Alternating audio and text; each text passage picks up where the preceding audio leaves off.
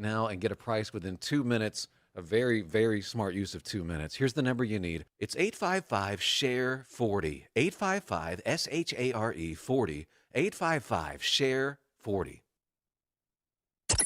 Thank you for waking us all up out here, for all you do. Thank you for giving us a voice. For being out there helping keep the constitutional republic. I want to thank you for your support for veterans in the military. Educating us. Standing up for conservatism. Giving us the truth. Florida's Voice with Drew Steele. Well, hey, everybody. Glad you're joining us today on Florida's Voice. My name is Drew Steele. Big D on the other side of the glass. You got Nina in the breaking newsroom, and you hanging out with us at FL Voice News on YouTube, Rumble, X, and Facebook. If I sound a little under the weather, it's because, man, do I sound a little under the weather right now? A little is a little. Yeah, a little is a little. I don't. Anyway, I'm a little under the weather today. I think first of all, what a great time last night. Thanks to everybody at 104.5 WOKV in Jacksonville, Jacksonville's News and Talk. And just an incredible evening at the Ponte Vedra Concert Hall, saluting America and heroes. And it was fantastic. Eric Erickson is an amazing person, as well as host. Just great. Rich Jones in the morning is incredible as well. And it was an exciting night, and one that gives you hope. And that's what I really enjoyed. It's just seeing the community come together and what they do. And the help that they're giving to veterans and so many organizations in Jacksonville. It's just amazing. And along with that, D, I think the temperatures were pretty low. And I guess the driving back and forth and everything took its toll. And I woke up today and I'm like, oh, wow. Well, look at this. This is sort of like this is the kind of thing that happens every once in a while. I usually don't get this kind of sick. So, but. Yeah, we know you'll get through it, though. Yeah, no, I mean, I don't feel, it's just a weird feeling. It's like everything's in my head. Well, you can hear it. Everything is just like, I sound, my wife says I sound, But anyway. All right, so we've got a lot going on today. Scheduled to join us coming up in just a little bit, Congressman Byron Donalds. So we're looking forward to a conversation about many things, including one that was taking place there on Capitol Hill with the White House press secretary. You know, there is going to be this lingering discussion for as long as Republicans decide that this is what they want to do with regard to Obamacare and the ACA subsidies, and whether or not this is a winning or losing proposition for them. And I think the media and Democrats are all the same thing. Prove me wrong. I think they see the opening, and they're like, yeah, you know what? We got him. We got him over a barrel, even though the Democrats were the ones that brought us Obamacare.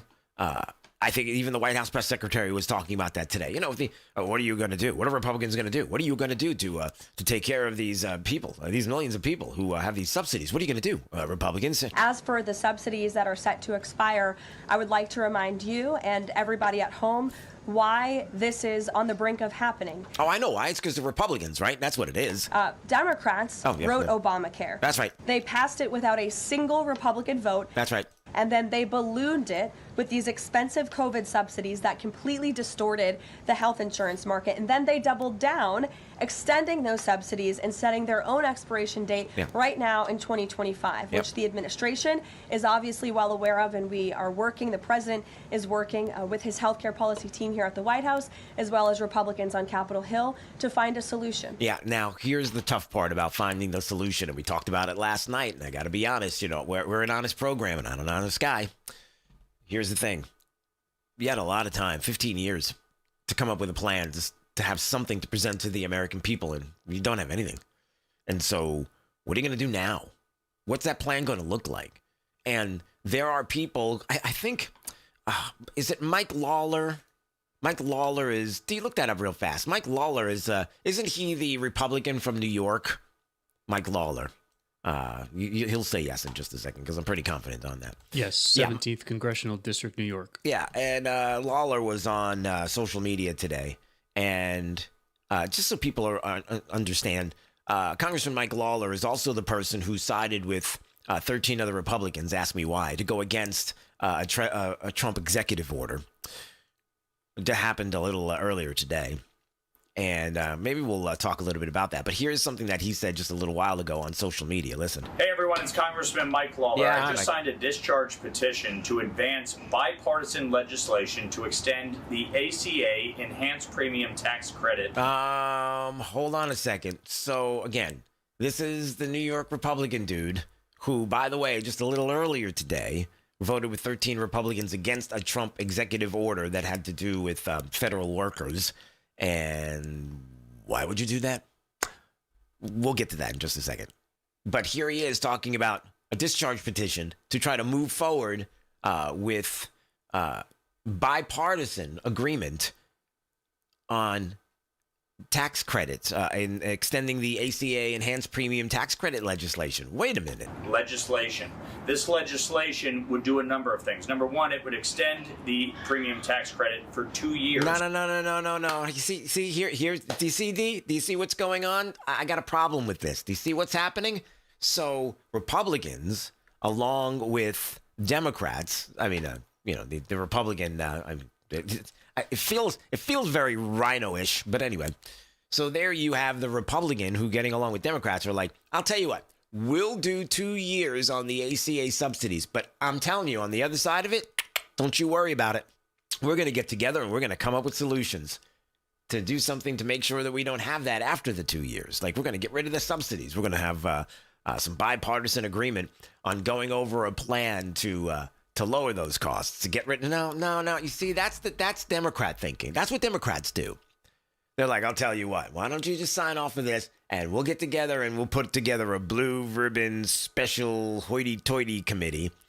Actually, hoity-toity is probably in the name. The hoity-toity committee. And what the hoity-toity committee will do is they'll be like, would you look at all of this? There's a lot here to Let's get a couple of more people on this, and we're gonna tuck it right over there. And hey, is 2 years up already? We need more. We need more money. But wait, but you said you got the hoity-toities. They're still working on that thing. Yeah, that's what Democrats do. That's what I'm worried about. So, the White House press secretary is right. Democrats wrote Obamacare. They passed it without a single Republican vote. They ballooned it. Come on now. And yeah, it's. Again, just one of these things where, you're looking around for Republicans that are with the agenda, and sometimes it's hard to find them. Yeah, let me just tell you what I'm talking about here. Where was that? There's the vote. Okay. Instead of codifying Trump's executive orders, 13 Republicans in the House voted to overturn his executive order on federal worker union rights. And there was a bunch of people that were on the list that were people that he endorsed. Like, what if you have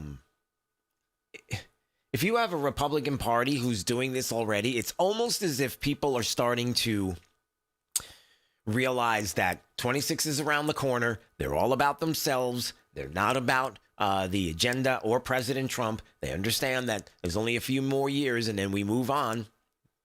And we got to start picking sides, and I don't like it. I don't like the way it's going. I'm just putting that out there. So that seems like a big issue. All right, well, there were a couple of other things that there were a couple of other things that the White House press secretary mentioned. Why don't we play a little bit of this? She was talking about bringing down the cost of prescription drugs and the president working on that. For wanting a solution to lower healthcare costs, I'm glad you said it because the president is doing just that. He has made unprecedented progress towards lowering healthcare costs in this country and drug prices. He's secured numerous most favored nation drug price deals with many more to come. As you know, the One Big Beautiful Bill, the working family tax cut, significantly expanded access to health savings accounts for those on Obamacare. Again, a Democrat written program and approved program, which has led to higher healthcare costs in this country. So it goes back to the issue of affordability. Democrats are now pretending they want a solution to this issue, but they created the problem. The president and Republicans are currently coming up with creative solutions and ideas to lower healthcare costs for the American people, and you'll continue to hear more from them. Yeah, so the White House trying to work on this, and there was a little bit of a response there about the lowering of drug prices and the most favored nation drug price deals and the like. And so there's a lot of things that the White House press secretary was talking about just a little while ago. we'll get to more of that and what she was talking about coming up in just a couple of minutes here on Florida's Voice. All right, 866-588-8303 is the phone number. It's always great. It's been too long. We've had a visit with Congressman Byron Donalds. He's joining us right now on Florida's Voice. I'm under the weather. I don't know if you can tell. I sound I don't know, like a baritone singer or something like that. My voice. Yeah, you could definitely make some money right now with that voice, Drew. You could do something with that. Wait, so are you suggesting that the voice I had before, I couldn't make any money? That's funny. You're not wrong, though. All right. How are you? I'm doing good. How you doing, man? It's well. been a while since I've been on the show. I know. It's been too long, so we're going to fix that soon enough. Fair enough. A lot of things are going on. I'm kind of in a I would, if I was feeling better, I'd be a little spicy today for a couple of different reasons. Some things that are being held up in Washington right now that are frustrating, like the SAVE Act, and I want to get to that in just a second. But even some of what we were just talking about with regard to, healthcare in this country and Obamacare. And it's just amazing to me that, we're still having this conversation about the subsidies, and even Mike Lawler, who is like, we're going to put together this discharge petition and bipartisan, and we're going to fund it for 2 more years. And on the other side of it, don't worry, we're going to work on stuff. I don't know. I feel like this, that feels like a trap to me. I don't like the way that sounds. I don't like the way that feels. I just feel like there's an opportunity here to present something to the American people that's better. That's what I'm saying. Yeah, no, there is a real opportunity. The frustration you have is, I'll be honest, I share that frustration. Even during, the government shutdown, like, we knew this was coming, and, Republican leadership did not come up with a plan. Yeah. And so I think some of the frustrations that people are hearing from members of Congress is because there was no concrete decision made about here's where we're going to go. Members have all kind of different ideas. I've been in meetings where we're discussing actually wellness accounts and actually taking HSAs, expanding them, where people can actually buy healthy food, also having the money they need to access the primary care doctor for doctor visits, checkups, etc. Yeah. Using those accounts to be able to pay premiums, not giving the premiums to the insurance companies like the president wants to do, doing most favored nation when it comes to drugs, so we can actually drive down the cost of prescription drugs in the United States. Other countries basically get cheap drugs for their health care, and we're having to pay very high rates. So that's stuff that we want to do, and still be able to have a safety net plan where if something does go wrong, there's a safety net plan that people can go to. So, they have the insurance coverage they need to recover from a very tough healthcare situation. Yeah. Like, these are all things that are done, that can be done, Drew. Yes. And that's just one idea Yeah. that's out there. We could do it now. Right. And that's what I've been talking to people about. It's like, you don't have to rip Obamacare out by the roots. Look, you like your Obamacare, you can keep it, but just have an alternative. Just have something else out there. Well, it's actually funny. There's a member of our chamber, Republican member, obviously, who said he wouldn't even change the Obamacare structure as it exists. He would just add on to it and then let the people choose. If you love your Obamacare, keep your Obamacare. Yeah. But you could also do this. Far more cost effective, something that gives you access to healthcare, which, Drew, people who are buying these insurance policies in the Obamacare exchanges, yeah, you have insurance, but it's so expensive you can't access the plan. Yeah. And that's the root problem here. And the Democrats don't want to fix that. They just want to continue to do subsidies, which, by the way, you're going to have to increase the subsidies more into the future because the plans suck. And they suck because of the way the regulations in Obamacare were written. We had a hearing a day and a half ago, 2 days ago, that was talking about using technology to have a more efficient healthcare system. One of my Democratic colleagues, she said, well, Obamacare was drafted so we could actually move the country towards single payer. And I'm sitting there like, single payer is the very worst thing we could do. Right. Like, that does not work, and we know it doesn't work. Yeah. So, this is where we are. The leadership says they're putting together a final plan. At this point, my attitude is just make a plan, put it in front of the members. Let's talk about how we're going to get to 218 and get it off the House floor, get it to the Senate, and then let the Senate figure out what they're going to do. Yeah. That's what we should be doing in the House. No, I like that. Now, the other thing is the SAVE Act. Like, what in the world is going on with this right now? And there seems to be a holdup. And by the way, for those that don't know what the SAVE Act is, maybe explain what that is to our listeners, and then why we have a holdup with this. I just don't get it. Well, the SAVE Act is very simple. It requires that for federal elections, in order to register to vote, to be eligible, you have to demonstrate that you're an American citizen. Very simple. Protect the franchise of voting for Americans in our country. We've passed it out of the House twice now. We passed it out this Congress. We passed it out last Congress. It doesn't move in the Senate because of the Senate filibuster. And look, Drew, I know people are like, man, I've thought about this filibuster thing for a couple of years. The Senate filibuster doesn't work. It doesn't drive compromise the way you and I would think, well, they'll get together and talk these things through. No, it doesn't. What the Senate filibuster allows for are these log jams where even simple policy can't get through. The Democrats have no interest in making sure that people have to verify they're an American citizen to be eligible to vote in a federal election. They have no interest in doing that. We know this. Right. So to protect the franchise of voting, why are we monkeying around with some 60 vote filibuster threshold, which is really a design of really, it started happening in around 1917, and then they adjusted it to 60 votes in 1975. And the reason why they adjusted it to 60 votes in 1975, Drew, you want to know the reason why? Why? Because they couldn't overcome filibusters. So they changed it to 60 votes to be able to overcome filibusters. Wow. It's ridiculous. Yeah. And so the Senate, a lot of members in the Senate lionize the institution as opposed to being focused on what matters today in America. What matters today in America, above all else, is securing American elections. No reason why it's not passing the Senate, except for the fact that they cannot get 60 votes to clear the filibuster. That's why the SAVE Act is not going to President Trump's desk. You know, there's so many things that come to mind when you're having this conversation with me right now. The first thing is that when we're looking at something like this, I was just watching a video out of California where they had a couple of Republican groups getting together to explain that you go get your driver's license, you're automatically on the rolls to vote in California. Well, illegals get driver's licenses. So what about that? I mean, there is no, like, to your point, they're moving this in a completely opposite direction. There is absolutely positively no one that wants to be a part of securing the integrity of the vote with the SAVE Act. They don't want any part of it. They're quite the opposite, doing everything they can to avoid that.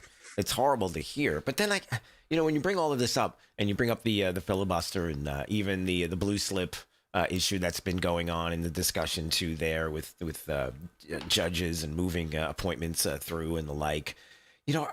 Are we in a different place in this country right now? Like, there was the handshake back in the day. There was the my word is my bond back in the day. We're just in a different place. I was in Jacksonville last night with Eric Erickson, and we were doing this event, and as we were just talking about, and he was describing things with regard to all different issues and, Democrats and Republicans and figuring out a way to work through it. It's and each side has their own position on issues, and they believe they're right. And my answer was, well, who wants to adhere to the Constitution and the rule of law and really cares about this country as opposed to destroying it? That's my answer. So all of that to say, is it time to do that, to get rid of it? Is it time to kind of get rid of some of the norms, quote unquote, like that? I keep that to the Senate filibuster. It needs to go. It's not working. Yeah. It stops good policy from actually being truly debated. I think you would actually see more compromise in the Senate if there was not a Senate filibuster rule. Yeah, I think you would see more compromise, because if you're in the minority, you would know stuff is moving, and it would actually prompt you to go talk to your colleague on the other side of the aisle to try to, work on the piece of legislation, try to find ways to make it better, etc. Look, the truth is, like, in every state, Florida included, in the state Senate, there is no filibuster rule at the state level. Whoever has a Senate majority, they pass bills. That's the way it works. That's the way it works in Florida. Yeah. There's no Senate filibuster in the state legislature in Florida.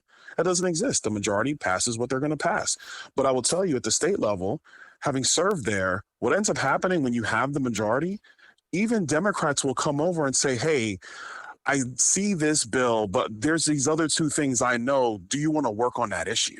I think it actually provides an ability to do that. Yeah. This current Senate filibuster doesn't do it. And so it's time to change it. Let me go into a broader level. Yeah. You want to talk affordability, you want to talk housing, any topic you want to talk to, energy, at some point you got to come across the regulatory burdens of Washington, D.C. How are you going to change those if it requires 60 senators to vote for it, when the truth is there's no incentive structure for you to actually break a filibuster? There is no incentive. But if you want to reform immigration, if you want to make sure we can build houses efficiently in America so the cost comes down, you want to do the real reforms in energy that we need, you need a Senate that's going to push policy, not hide behind the fact that they can't get 60 votes. Fixing aging nuclear power plants that were only scheduled to be online for 40 years, and now they're talking about 80 years on a 40-year plant, and the need to do things like that and other things that I was going to have a conversation with you about that, but in the future I wanted to talk about that, because to me that's another huge thing is where we're getting energy from, but another day. But in the meantime, as you're bringing up the state, how's everything going? Obviously, for those that don't know, Congressman Byron Donald is running for governor here in the state of Florida. How's the campaign going? Everything good? Campaign is going very, very well. We continuously poll very strongly in the lead, pretty dominant lead right now, but nothing's done. We got a lot more work to do. Really just blessed. Florida's been great to me and my family. I've lived here 30 years now, Drew. We just want to see the best state in the country continue to be the best state in the country. And so we've been, all parts of the state. I was in Apalachicola last Friday. It was awesome being there, and really just taking our message directly to people, spending a lot of time doing intimate, town hall meetings, or, doing Lincoln Reagan dinners in various parts of the state. And so the reception's been really awesome, but, this year's coming to an end, time to turn the calendar to 2026 and really ramp this thing up. But we're excited with where we are. We'll see how the entire race develops, but, things are going very well. Great. Very excited, very blessed. That sounds great. By the way, we got to work on, as I was driving up to Jacksonville, I know we got up against a break. I was going up to Jacksonville. I picked this up. There's two Buc-ee's within 100 miles of each other on the northeast side of Florida. Can we work on that? Yes, I do. Can we work on that? Can we get some on the other side of Florida? Is that what do we do about that? I was like, you want the chopped or the sliced brisket sandwich? You want that in Southwest Florida from Buc-ee's? I was like, what is this? Well, it's the first time I was there. And I stopped and I was like, what is this magical place? And then I picked up a coffee mug. So it was awesome. I don't know. Did you get anything to eat? Of course I did. I can't tell you about everything. We got to go. The music's playing. We're up against the break. Oh my gosh. I got to go. To be continued. To be continued. Congressman Byron Donald. All right, we'll see you soon. All the best. God bless. See ya. You're listening to Florida's Voice with Drew Steele. I'm Chris Jakimick. I served in the United States Air Force and I deployed 3 times. Being a veteran, it's interwoven into your DNA. It's really the absence of the connection and the purpose that can really drive a lot of veterans to some negative thoughts. For those who are in a suicidal crisis, the window of time to save somebody's life is very short. Our duty is to protect ourselves and protect our families. And one way you can do that is store your weapons safely. Store all your guns securely. Help stop suicide. Brought to you by End Family Fire and the Ad Council. Hey, it's Drew Steele, and I have to tell you, when my wife and I talked about getting new kitchen countertops for our house, we know who to call. Rock Solid Countertops and More, 2240 JNC Boulevard in Naples. And they have been absolutely amazing. Hugo and the team are the best. The workmanship has been absolutely incredible. The install was so easy. The process was perfect. Taking everything out, bringing the new stuff in. The quartz countertop is unbelievably beautiful, and my wife is super happy, I'll tell you. You know they have the best quality and selection of marble, quartz, granite, and a one-stop shop for all of your kitchen, outdoor, and bathroom needs. I've known it for years. I've lived in Southwest Florida 40 years. There was really only one place I was going to go. It's Rock Solid Countertops and More. I would suggest you give them a call, 596-7676. They're at 2240 JNC Boulevard in Naples. Find out what they can do for you. Countertops, cabinets, plantation shutters, they do it all. Rock Solid Countertops and More. Let's see. If something costs less, a lot less, but people are actually happier with it, that sounds like something to look into. And that's MetaShare. Maybe you've heard joining MediShare can save you or your family up to $500 a month, and that's huge, but it's also true. People are just happier with it. They love being part of something that reflects and promotes their values and what they believe in. MediShare works, too. It's been around for 30 years now, and members have shared more than $7 billion of each other's bills. People love having telehealth and a huge nationwide PPO network, so yeah, really, you can save a ton and like it better. Imagine being happy with how you're taking care of your health care, whether you're self-employed or part of the gig economy, or you just want a plan that you're happy with. Here you go. You can call right now and get a price within 2 minutes. A very, very smart use of 2 minutes. Here's the number you need. It's 855-SHARE-40. 855-SHARE 40. 855-SHARE-40. 855-SHARE-40. Since the dawn of time, man and wildlife have shared a connection, and hunting traditions passed down from generation to generation have connected man to the natural world, from bow and arrow to hook and bullet. As man evolved, our link to those traditions remain with them forever. Yet today, our basic instinct to provide and as part of the hunt to conserve and appreciate the natural world has fallen under attack for the first time in human history. The misguided politicians and radical activists pushing an agenda to end hunting as we know it, or leading a war against our heritage and their misguided policies and protests. They demonize hunters and belittle our way of life, the results of hunters leaving the sport in droves, while our wildlife and ecosystems suffer the consequences as conservation funding dries up. Named after the father of the North American model for wildlife conservation, the International Order of T. Roosevelt is fighting in the arena to protect and expand the rights of hunters everywhere. We will fight back against these forces to make sure that every American has a right to hunt, enshrined in their state constitutions. We will educate the next generation in our traditions and seek to expand accessibility so that everyone can enjoy our pastimes.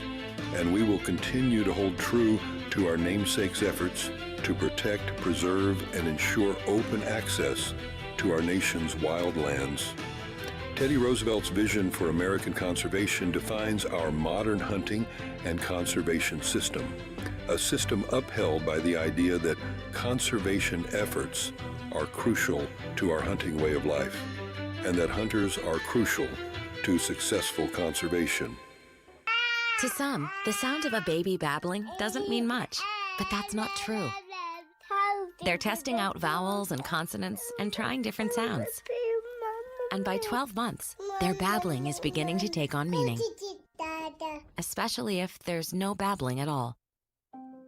Little to no babbling by 12 months or later is just one of the possible signs of autism in children. Learn more at autismspeaks.org. Hey, it's Drew Steele. Look, are you still playing defense with your money? It's time to shift gears and seize the fresh opportunities this new pro-business environment has to offer. That's exactly what certified financial planner professional Alfie Townsend and the team at Advantage Retirement Group do for high net worth investors like you, helping you go on the offense with advanced tax strategies, thoughtful risk management, and forward-thinking financial planning. Imagine enjoying the retirement lifestyle you've worked so hard to achieve, all while staying one step ahead, and in a changing world, you've got to do it. Alfie and his team design personalized strategies to strengthen your financial foundation so you can focus on living life on your terms. Ready to find out more? Text VISIT to 239-747-7470. Again, you can call or text 239-747-7470. Schedule your one-on-one consultation today and see how a proactive approach can help you thrive no matter what the market does next. Don't wait. Call or text VISIT to 239-747-7470 right now.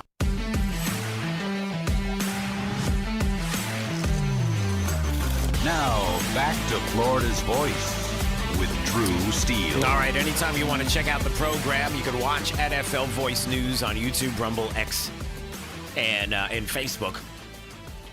And Florida's Voice with Drew Steele, the podcast, anytime you want to check it out after hours. All right, top of the news from the Florida's Voice newsroom. Top of the news, Florida's headlines. Now. All right, let's see who's in the Florida's Voice newsroom today. It's Eric Doherty. He's over there on the other side of the glass. Let's find out what's going on today. What's up? Hey there, Drew. We know you've been talking about that oil tanker captured near Venezuela yesterday. Well, just moments ago, we learned from sources in Washington that the tanker is going to a port in either Puerto Rico or possibly New Orleans. New Orleans might be on the table because that port is equipped to handle offboarding that amount of oil. Also, the source tells us that this will likely not be the only tanker the United States seizes, and there will be more in the coming days. As you know, Press Secretary Caroline Leavitt says the ship is a sanctioned shadow vessel connected to Iran's Islamic Revolutionary Guard Corps, and that it's involved in black market oil smuggling. Leavitt says that the tanker is now going through a forfeiture process, with crew interviews and evidence collection underway. She told reporters this afternoon that the oil will be seized, but only after the legal process plays out. The capture comes as the Trump administration steps up operations against what it calls drug trafficking vessels in the Caribbean. Speaking of Venezuela, U.S. Representatives Maria Salazar and Carlos Jimenez met Venezuelan opposition leader Maria Corina Machado in Oslo on Wednesday. This was as she arrived to receive the Nobel Peace Prize awarded to her. It was her first public appearance in 11 months after secretly escaping Venezuela in a disguise. She was able to bypass multiple military checkpoints and flee the country by boat. Congresswoman Salazar called her unbreakable, while Congressman Jimenez described Machado as the liberator of Venezuela. The Nobel Prize was accepted by her daughter, and Machado said it represents the long struggle of Venezuelans seeking freedom. In Tallahassee, a Florida House committee has approved a new property tax proposal that would give insured homeowners a bigger homestead exemption. This measure would add an extra $200,000 of property tax relief for homeowners who keep insurance on their homes. It also bans local governments from cutting funding for police, firefighters, and first responders below current levels. The plan passed on a party line vote and now heads to the full House when lawmakers return in January. It's just one of many tax proposals this year as Governor Ron DeSantis pushes for broader property tax relief on the 2026 ballot. That's all for now, but coming up at 4:35, the Florida Attorney General is taking Roblox to court. I'll have more on that in our next hour. I'm Eric Daugherty, the Chief Content Officer for Florida's Voice. Drew, back to you. All right, we appreciate you there in the Florida's Voice newsroom. That's Eric Daugherty, Chief Content Officer. And anytime you want to check out the stories they're working on, flvoicenews.com. That is the website. All right, what else we got going on? All right, so a couple of things we're watching, including what took place on Capitol Hill today with DHS Secretary Kristi Noem facing off against a lot of unhinged Democrats. Is there any other kind? Yeah, I said that. And there were a couple of things that were going on that were, yes, it's frustrating to see, but it's expected when it comes to how Democrats are going to act against a DHS secretary that is part of the Trump cabinet because TDS, you know, that kind of thing. So what were some of the highlights or lowlights, if you will, that took place? Well, you know, you had lawmakers questioning the DHS secretary on different things, including global threats. Here's Representative Tim Kennedy. He's from New York. He thought he was going to pull one over on the DHS secretary. I don't think she was having any part of this today. Officials' assessment that the United States has been operating in a heightened threat environment for several years now.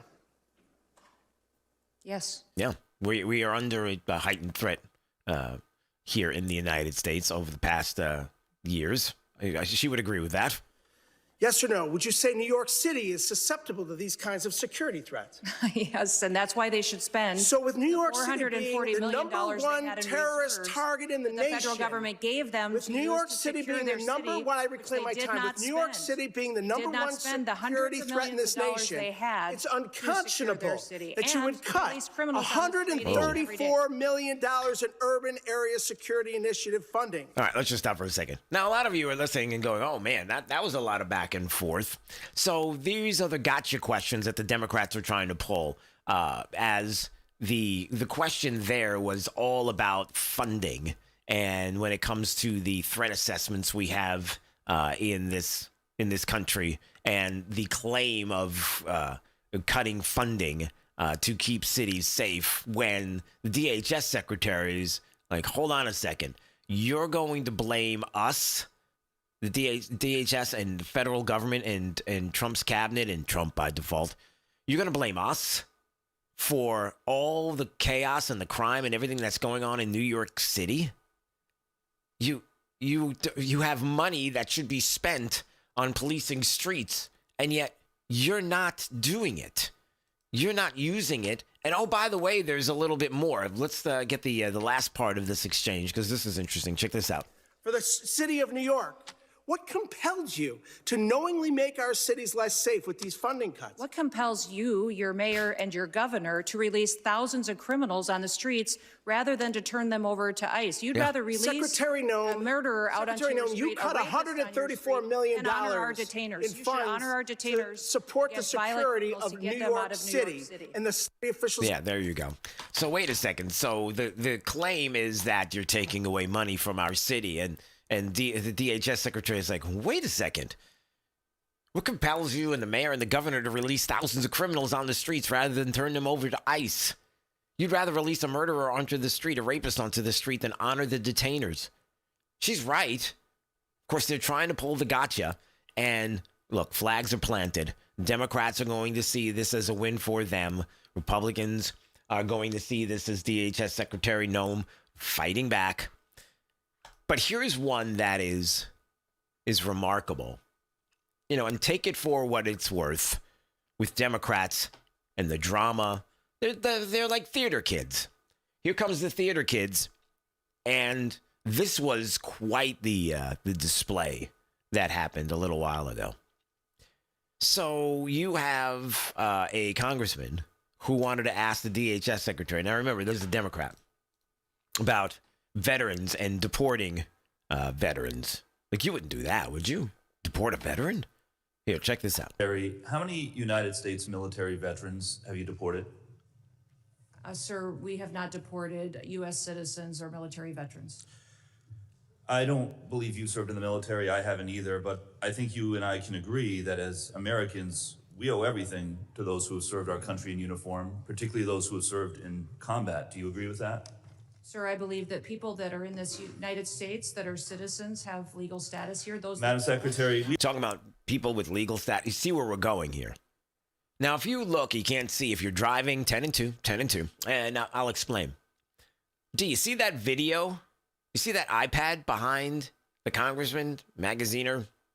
Yes. Can't make out who it is. Right. There's a person on the screen. Check this out. We're joined on Zoom by a gentleman named Sejun Park. We're joined by a gentleman on Zoom. So they brought somebody in on Zoom named Sejun Park. Okay? Remember what the setup was. How many veterans have you deported? And Noem is like, veteran? We don't deport anyone that's a legal citizen of the United States. Or veterans. We don't do that. So now he says we're joined on Zoom by this combat veteran. Listen to this. He is a United States Army combat veteran who was shot twice while serving our country in Panama in 1989. Like many veterans, he struggled with PTSD and substance abuse after his service. He was arrested in the 1990s for some minor drug offenses, nothing serious. He never hurt anyone besides himself, and he's been clean and sober for 14 years. He is a combat veteran, a Purple Heart recipient. He has sacrificed more for this country than most people ever have. Earlier this year, you deported him to Korea, a country he hasn't lived in since he was 7 years old. Okay. Now you listen to that and you're like, whoa, that sounds pretty serious. Really? That happened? Like, is that true? So again, how many U.S. military veterans have you deported? We haven't deported U.S. citizens or military veterans. And here's the exchange there with the Zoom and the gentleman who's there. He was shot twice serving our country in Panama in 1989. Earlier, you deported him this year to Korea. Can you please tell him why you deported him? And I don't know. Let me play the rest of the exchange there. But there's more to the story. Of course there's more to this story. You think that's it for the story? Hold on. Will you join me in thanking Mr. Park for his service to our country? Sir, I'm grateful for every single person that has served our country and follows our laws. And follows our laws. What? Okay, so there is a little more to the story than what the Democrat there on the Hill is saying. Please tell Mr. Park why you deported him. Every one of them needs to be enforced. But you understand that many veterans struggle with PTSD. Okay, so let me just move on. So, what is the story here? He wasn't deported by DHS. He self-deported. He had his green card revoked and was given a removal order in 2009 after spending 3 years in prison for felony drug possession and bail jumping.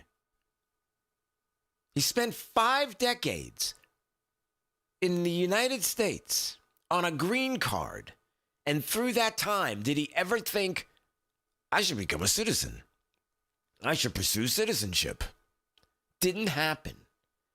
And even NPR had the story about him in detail.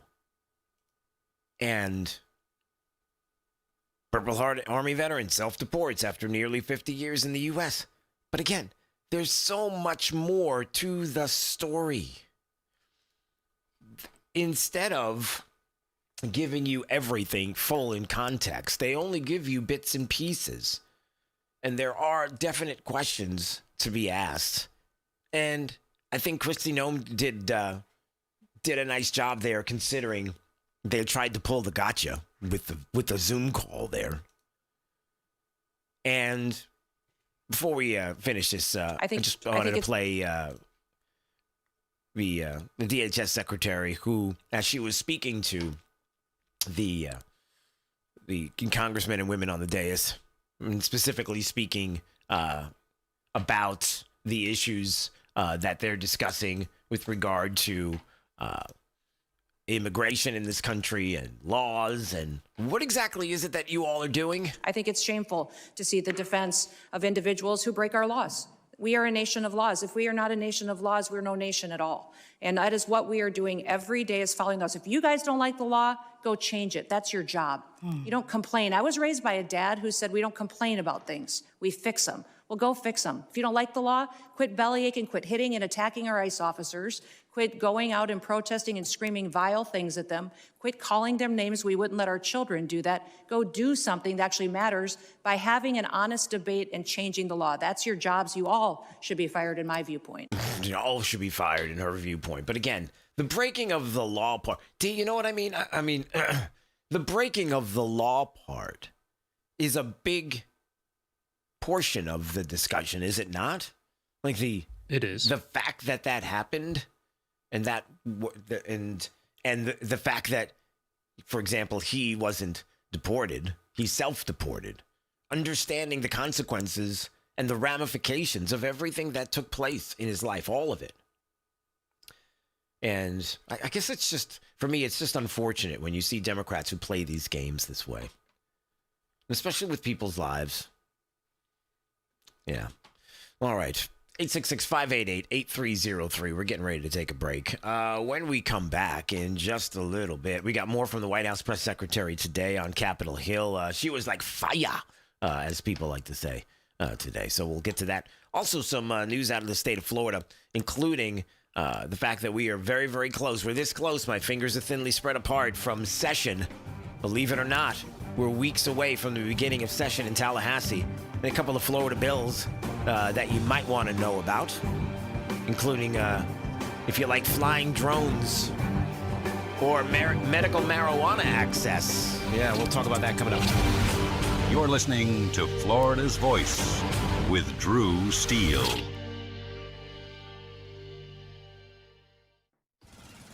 Babes, what are you doing? What? I'm just mowing the lawn. No, it's blazing hot and dry out here. Don't you remember? Smokey Bear says. Avoid using power equipment when it's windy or dry. Where'd you learn this? Oh, it's on SmokeyBear.com with many other wildfire prevention tips. Right. Thanks, Honey Bear. Because remember, only you can prevent wildfires. Brought to you by the USDA Forest Service, your state forester, and the Ad Council. All right, son. Time to put out this campfire. Dad, we learned about this in school. Oh, did you now? Okay. What's first? Smokey Bear said to. First drown it with a bucket of water, then stir it with a shovel. Wow, you sound just like him. Then he said. If it's still warm, then do it again. Where can I learn all this? It's all on SmokeyBear.com with other wildfire prevention tips, because only you can prevent wildfires. Brought to you by the USDA Forest Service, your state forester, and the Ad Council. You know, a lot of times you have to choose between something high quality or something that saves you money. But if you could get both, why not? Especially when it comes to health care, and that is MediShare. You get both. Many families save $500 a month with MediShare, and that's huge. But it's also true that people wind up way more satisfied, too. The member satisfaction rate for MediShare is double that of the typical health insurance plan. Double. That's because MediShare works. It has for more than 30 years. It's a community of Christians who have shared more than $5 billion of each other's bills. People love having telehealth. They love the huge PPO network. So, yeah, really, you can save a ton and like it better. Imagine being happy with how you're taking care of your health care. So if you're self-employed or part of the gig economy, or you just want a plan you're happy with, you can call right now and get a price in 2 minutes. Here's the number. Just call 855-SHARE-40. That's 855-SHARE-40. 855-SHARE-40. Hey, it's Drew Steele. Look, if you're looking to take advantage of today's pro-business environment and strengthen your financial future, certified financial planner professional Alfie Townsend and his team at Advantage Retirement Group have got you covered. They specialize in advanced tax strategies, risk management, and retirement planning, all aimed at helping high net worth investors like you thrive. Now, Alfie wants to share those insights with you with his book, Keeping You on the Retirement Fairway. It's packed with practical tips and forward-thinking strategies to help you make the most out of your hard-earned wealth. Ready to get your free copy? Text BOOK to 239-747-7470. That's 239-747-7470. Don't wait. Learn how to capitalize on that pro-business opportunities that are out there right now and secure the confident retirement you deserve. Once again, text BOOK to 239-747-7470 right now, and let Alfie Townsend and Advantage Retirement Group help guide you toward a stronger, more confident financial future. We're with Bridget, whose husband won't be home for months, and whose daughter is due any day. We're with Mike, who's leaving home to protect his family and yours. We're with all service members and their families who need community, connection, and maybe a bit of magic. Are you with them? Learn more at USO.org today. We're with Liam after his 4th military move, when being new is starting to get old. We're with Tara during the holidays, when she misses home the most. We're with all service members and their families who need connection, comfort, and a home away from home. Are you with them? Learn more at USO.org today. Now, back to Florida's Voice with Drew Steele. 130 miles an hour, and I swear to God. Watch this, dude. Do you have a fire extinguisher? I got him in the car. I don't know. I teleported or something. Where'd you get the car from? I don't know. It's Calvin. Beach side? I don't know. I teleported. Did you come from Bicentennial Park? I don't know. He stole the car. Hey, you saved me from the aliens. They saved me from the aliens, D. Oh, boy. So, meanwhile, in Volusia County, that's a 36-year-old man named Calvin. He got arrested this week because he was stealing a BMW. Apparently, he didn't steal it. He was teleported into it, D. That's him explaining to the cops at the time. That sounds exciting. Well, yeah, it does. I would like to explore this a little more. The Volusia County Sheriff's Office said a man left his BMW unlocked in Bicentennial Park with the keys in a closed cup holder on Monday.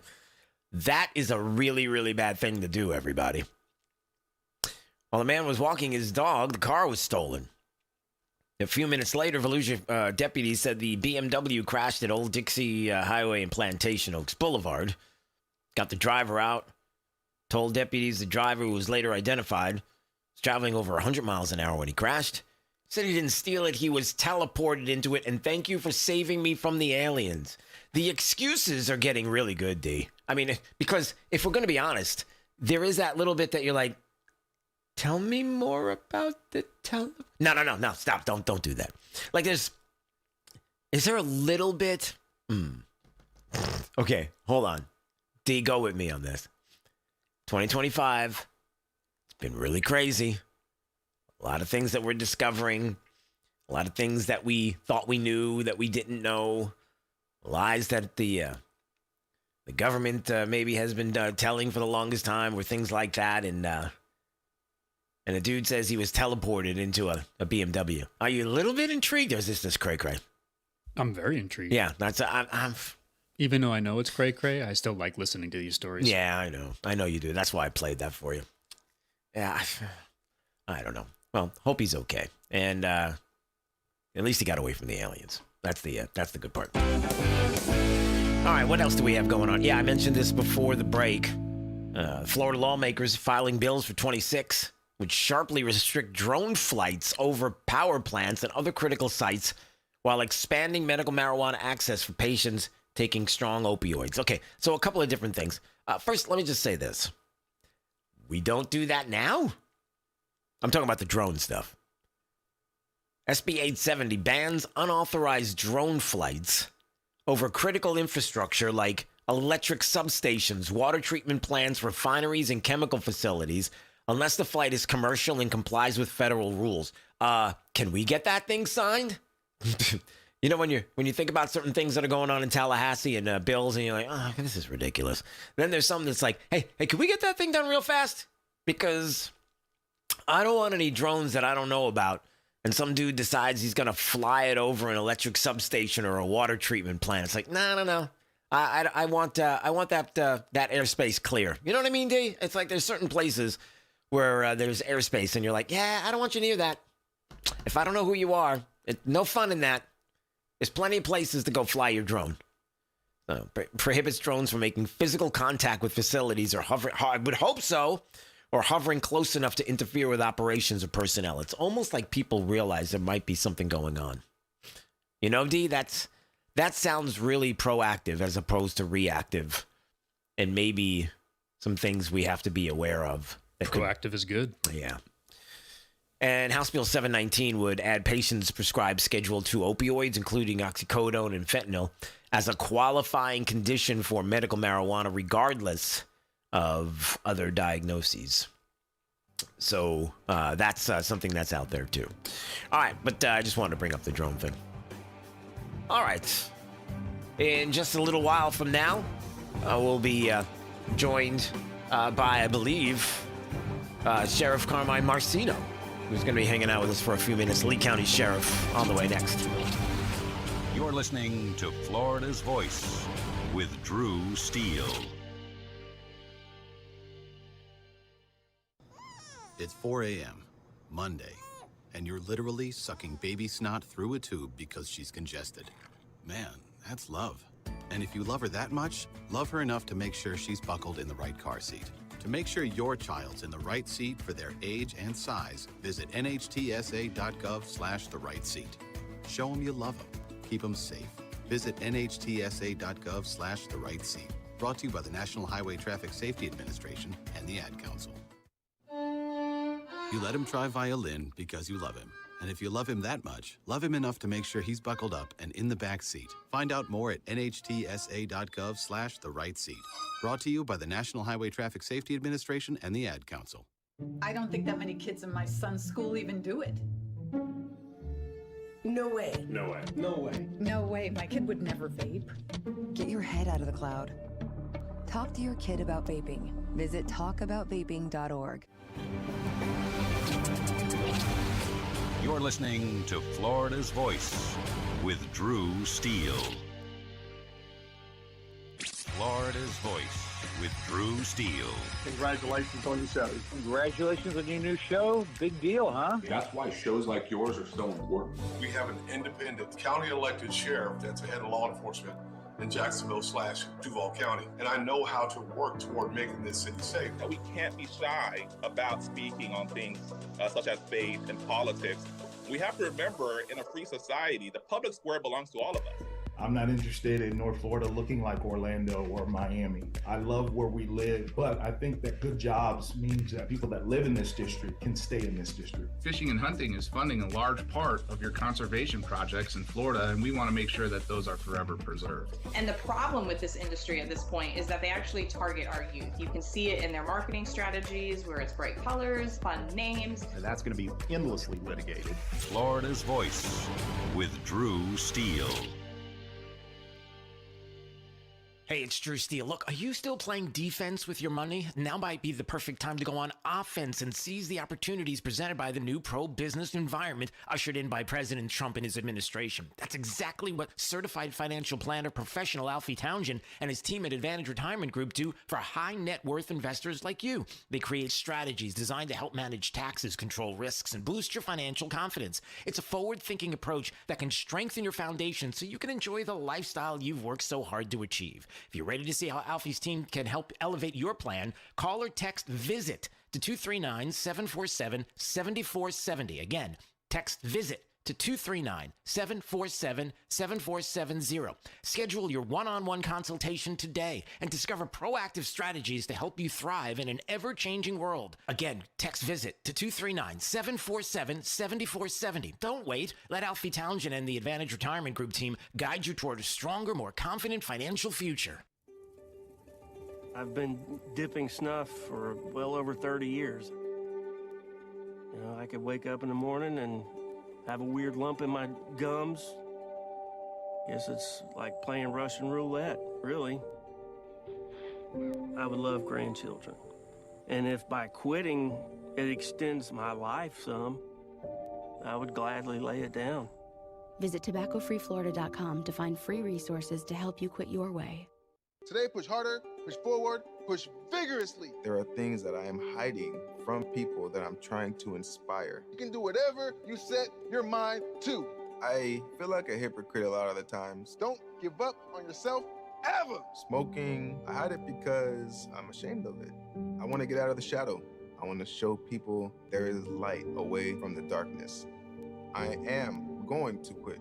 Visit tobaccofreeflorida.com to find free resources to help you quit your way.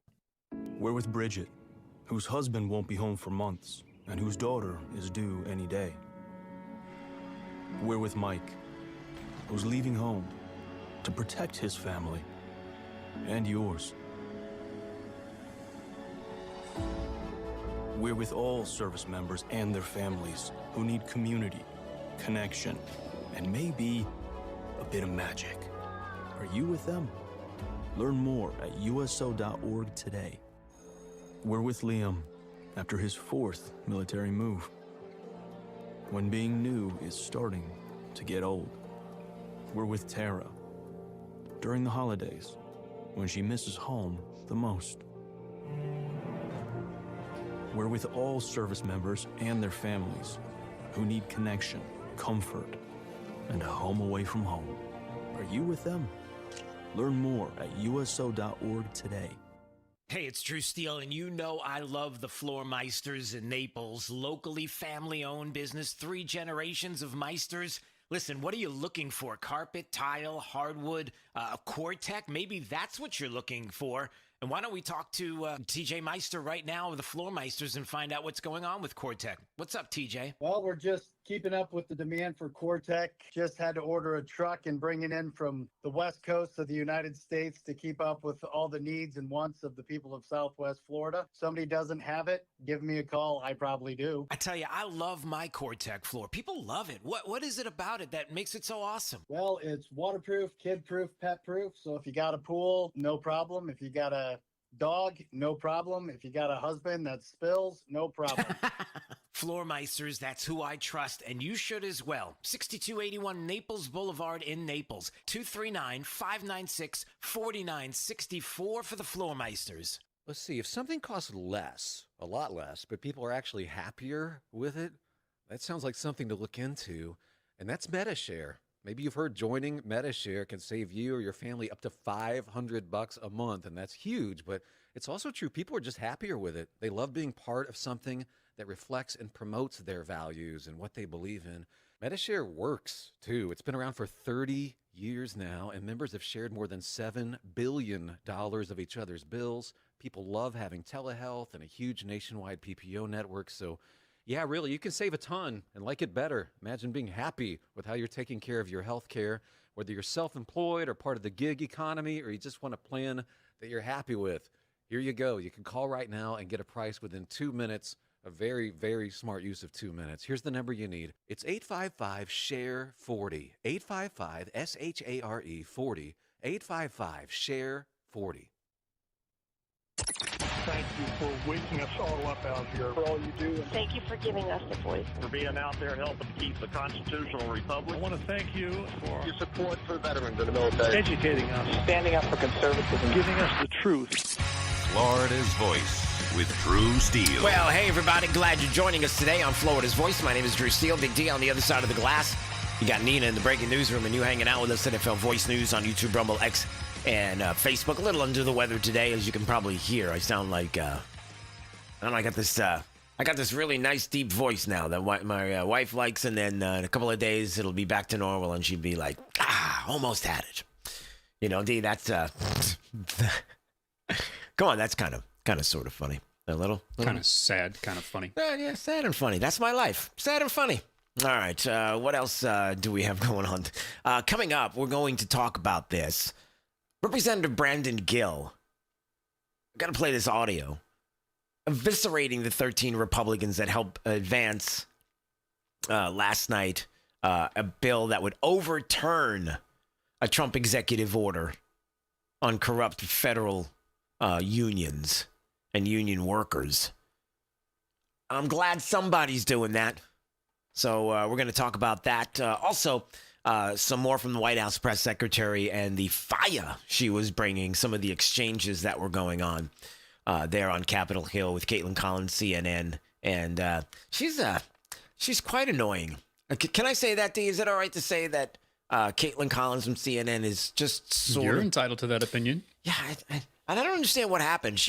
Remember back in the day, everybody, those memes that are out there on social media, it's like, what happened to you? You used to be on Fox News and reporting on different things, and then all of a sudden, something just snapped.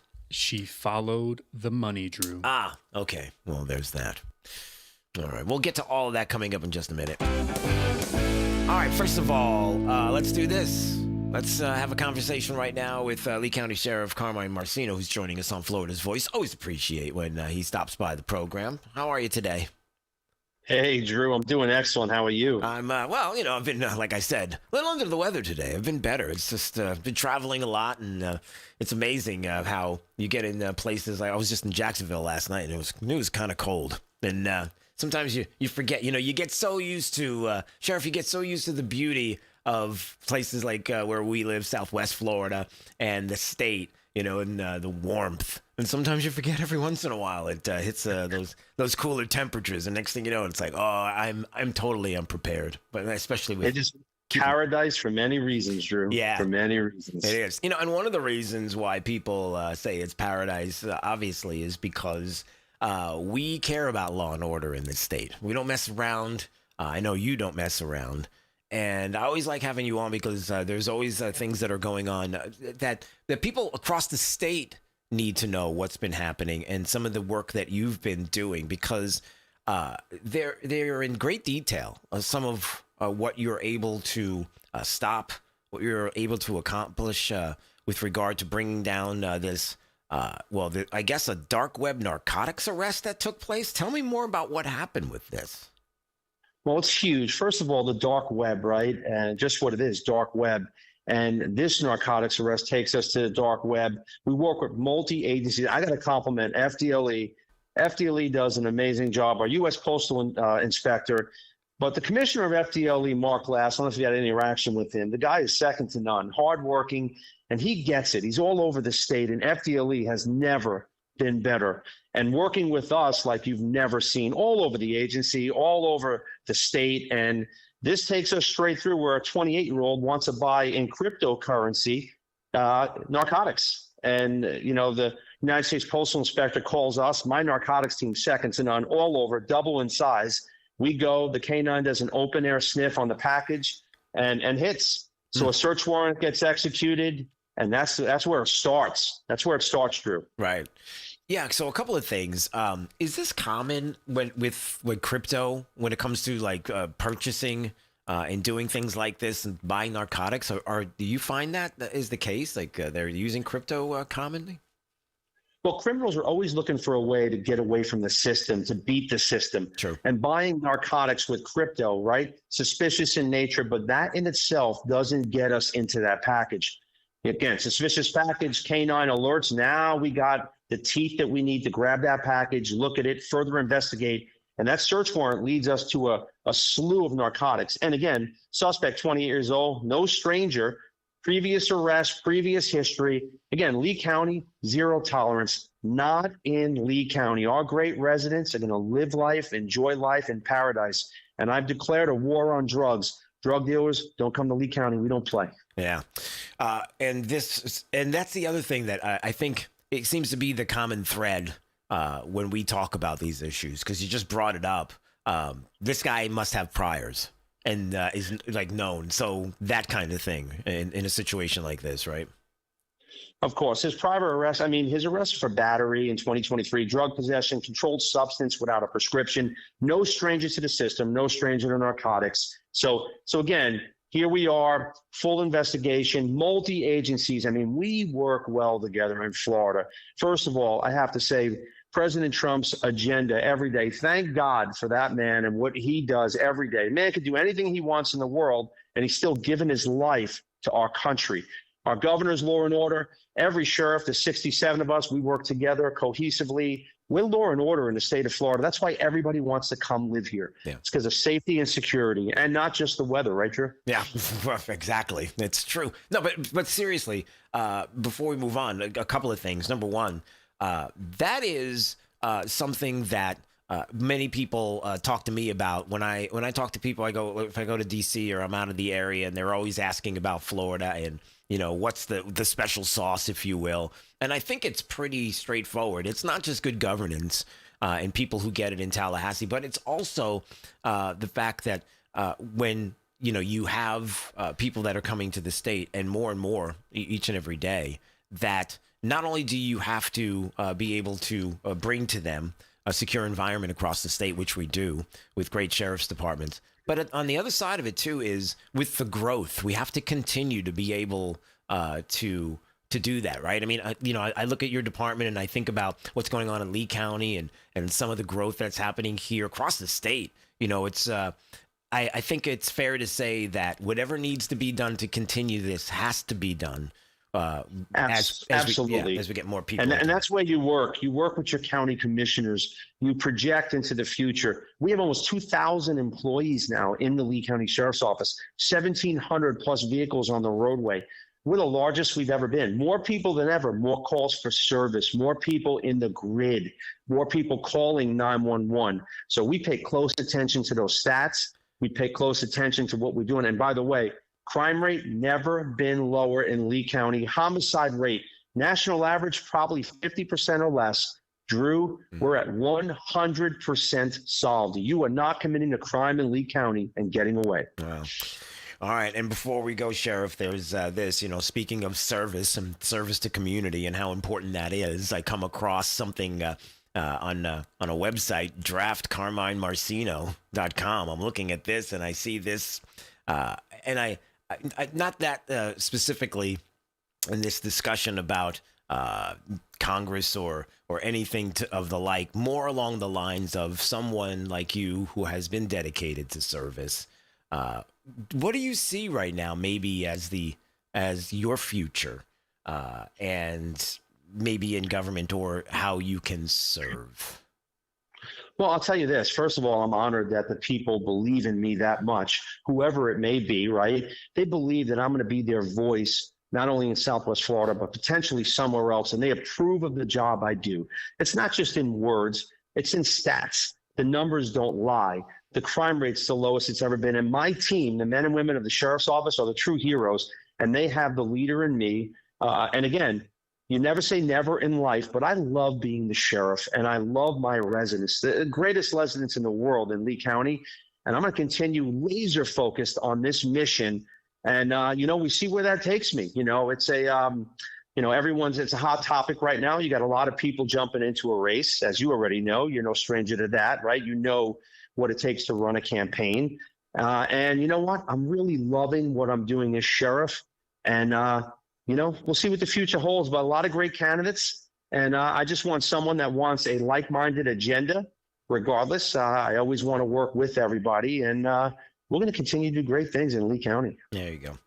All right, Sheriff. Always great to speak with you. All the best. God bless. We'll see you soon, okay? God bless. Feel better, brother. All right. We'll do. Thanks so much. All right. That is Sheriff Carmine Marcino joining us on Florida's Voice. We're talking about CD 19, Congressional District 19. This draft Carmine Marcino for Congress website popped up. It's like, all right. What's up with that? And so there's the answer to that question on Carmine Marcino's part.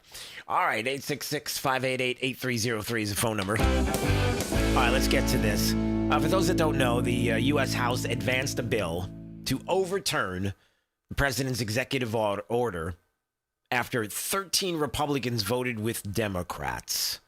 Had to do with corrupt federal unions, union workers, and, if there is an issue with federal workers and union bosses and things that are happening within the federal government, don't you want to have Republicans together with you, unified, to stop that from taking place and issues with regard to corruption? You would assume that that would be a slam dunk for Republicans, but apparently it wasn't. And so these 13 Republicans decided to vote along with Democrats. It always, what the most frustrating thing of all is?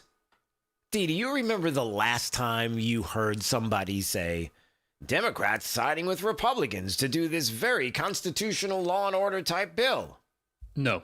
Exactly. Never happens. It's always Republicans going with the Democrats. You never have the Democrats going along with Republicans. It's an amazing thing. Representative Brandon Gill was having no part of it today. He's like, hey, listen. I strongly oppose this bill because it would jeopardize our national security and locks in harmful last-minute agreements from the Biden administration. Union bosses love this bill for one reason, and that's because it protects their telework perks. It shields them from accountability and gives them effective veto power over a duly elected president with a mandate to clean up a bloated federal bureaucracy. Specifically, this legislation would nullify President Trump's executive order entitled Exclusions from Federal Labor Management Relations Programs. The executive order wisely designated various agencies as having a national security focus as their primary functions and exempts them from collective bargaining. Union officials do not and should not have the right to use their collective bargaining power to undermine President Trump and jeopardize our national security. Yeah, but if you ask those 13 Republicans, they're like, yeah, they could do that. That's fine with us. Yeah, no, it's really not. So there's Representative Gill who's like, dude. Well, I'm doing the dude part. It would nullify the president's executive order entitled Exclusions from Federal Labor Management Relations Programs. Nothing short of an attempt to prevent the president from reforming the federal bureaucracy, undermining national security, and rewards union bosses who think that they run the government. And I urge opposition. And that was Representative Gill. And I just put that out there quickly as we get ready to move on here at Florida's Voice, because, sometimes we have to be reminded politically how things operate. And yeah, it can be frustrating. But you come upon a time now where people are, and I talked about this last night a little bit, and I hope people hear my heart, and I think they understood what I was saying, but, you get to a point where in politics, as we get into the 26th year, and you have people who are running, once again, and every 2 years, you are constantly in this re-election cycle as a congressman, and you got to pick your side, and you've got to pick a team, and you have a choice where you could either say, you know what, I wrote in here with President Trump. I'm sticking with President Trump. I believe I believe what he's doing, and I'm going to support him, full-throated support, and especially on these specific issues, because I think he's trying to do what's best for the country, and I agree wholeheartedly. And okay, or you're one of these Republicans who's like, you know what? I got this election coming up, and I don't want this to be on my. And then sorry, I just had to do that because that's what you sound like. So it bothers people when you have elected officials who put their finger to the wind and just want to see where it's blowing so they don't lose their sweet gig. And for me, that's kind of frustrating. I'm not going to lie. Don't do that. Just don't. But it's coming. You're going to hear more of it. You're going to hear more Republicans peeling off of the president's agenda because they're trying to position themselves for 26 and 2028. So you just have to be prepared for that. And it's, again, to me, it's just, it's a little frustrating. All right, what else do we have going on here at Florida's Voice? Hit me. All right. I was going to mention one other Florida story before we moved on. Yeah, I guess I'll wait because we've got some breaking news, some big news that's going to be part of the top of the news at the bottom of the hour. Coming up in just a bit, that has to do with Venezuela. And in case you missed the last report, stay tuned for that. Some big stories that are out there coming up from the Florida's Voice newsroom that I think you're going to appreciate. Also, this we appreciate, do we not? Just wondering, when all of the Democrats and even some Republicans who talk doom and gloom feel like, I don't know whether or not the tariffs are working. I'm not really sure whether or not we're going to get out of this malaise. I don't know if the president's agenda is really going to work, whether or not we're going to see the lowering of prices soon, when we're going to start feeling some of the things that have been talked about since the beginning of the year, for example. I don't know. This might help a little. Do we have this? Go. Trade balance minus $52.8 billion. That's a better, lower trade deficit than we expected. We were looking for a number closer to $62 billion, and that follows a revised minus $59 billion. Minus $52 billion would be the lightest going back to, wow, we're really going back. Well, my records go back to 1992, and to find a smaller number than minus $52 billion, we're all the way back to June of 2020. All right, so you might be like, what is he talking about there on CNBC, this breaking news? Like, what's going on here? Well, it had to do with the U.S. trade deficit unexpectedly narrowed due to the smallest since mid-2020. Okay. All right, so let me read this properly. Hold on, stand by. I think the cold medication's kicking in. Hold on. The U.S. trade deficit unexpectedly narrowed in September to the smallest since mid-2020 as exports increased. Okay? The trade deficit has come in better than expected. $52 billion would be the lightest going back to June of 2020. That is good news. That's a positive, especially considering for the longest time we heard about how this couldn't happen, especially because of the president's tariff policies. I don't know. Sure sounds like it's a positive to me. So that's working out very well. All right, and and just in case you're wondering, let me play a little bit of, when it comes to economic news, the beginning of the White House press briefing today, because it had to do with the economy as well. I like bringing this up for just a minute, so let's play a little bit. Approach the end of the year, it is a great time to reflect on how much progress our country has made under President Trump's bold leadership. Given the complete mess that President Trump inherited from Joe Biden and radical left Democrats in Congress, what this administration has accomplished since January 20th has been nothing short of remarkable. While most politicians promise big on the campaign trail and break those promises once they get into office, President Trump promised big and has delivered even bigger. On the economic front, after inheriting the worst inflation crisis in over 4 decades, President Trump's pro-growth policies are making tremendous progress to make America affordable again.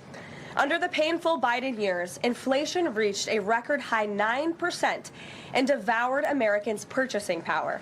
In President Trump's term thus far, inflation has dropped to an average of just 2.7%, marking critical progress. There's just a little bit of what is going on. I just wanted to play a small clip of that, but because it reminds me that what I've talked on this program over and over again is just the fact that it's going to take a lot to get to the place where we were in 2019. When we were near the end of the Trump administration, part one, because of how far we fell due to that guy. All men and women created by go. You know the thing. I know the thing. That thing. The inflation thing. The president thing. That thing. That guy's thing. So it's gonna take a bit. It's not coming in to office 2016. It's different.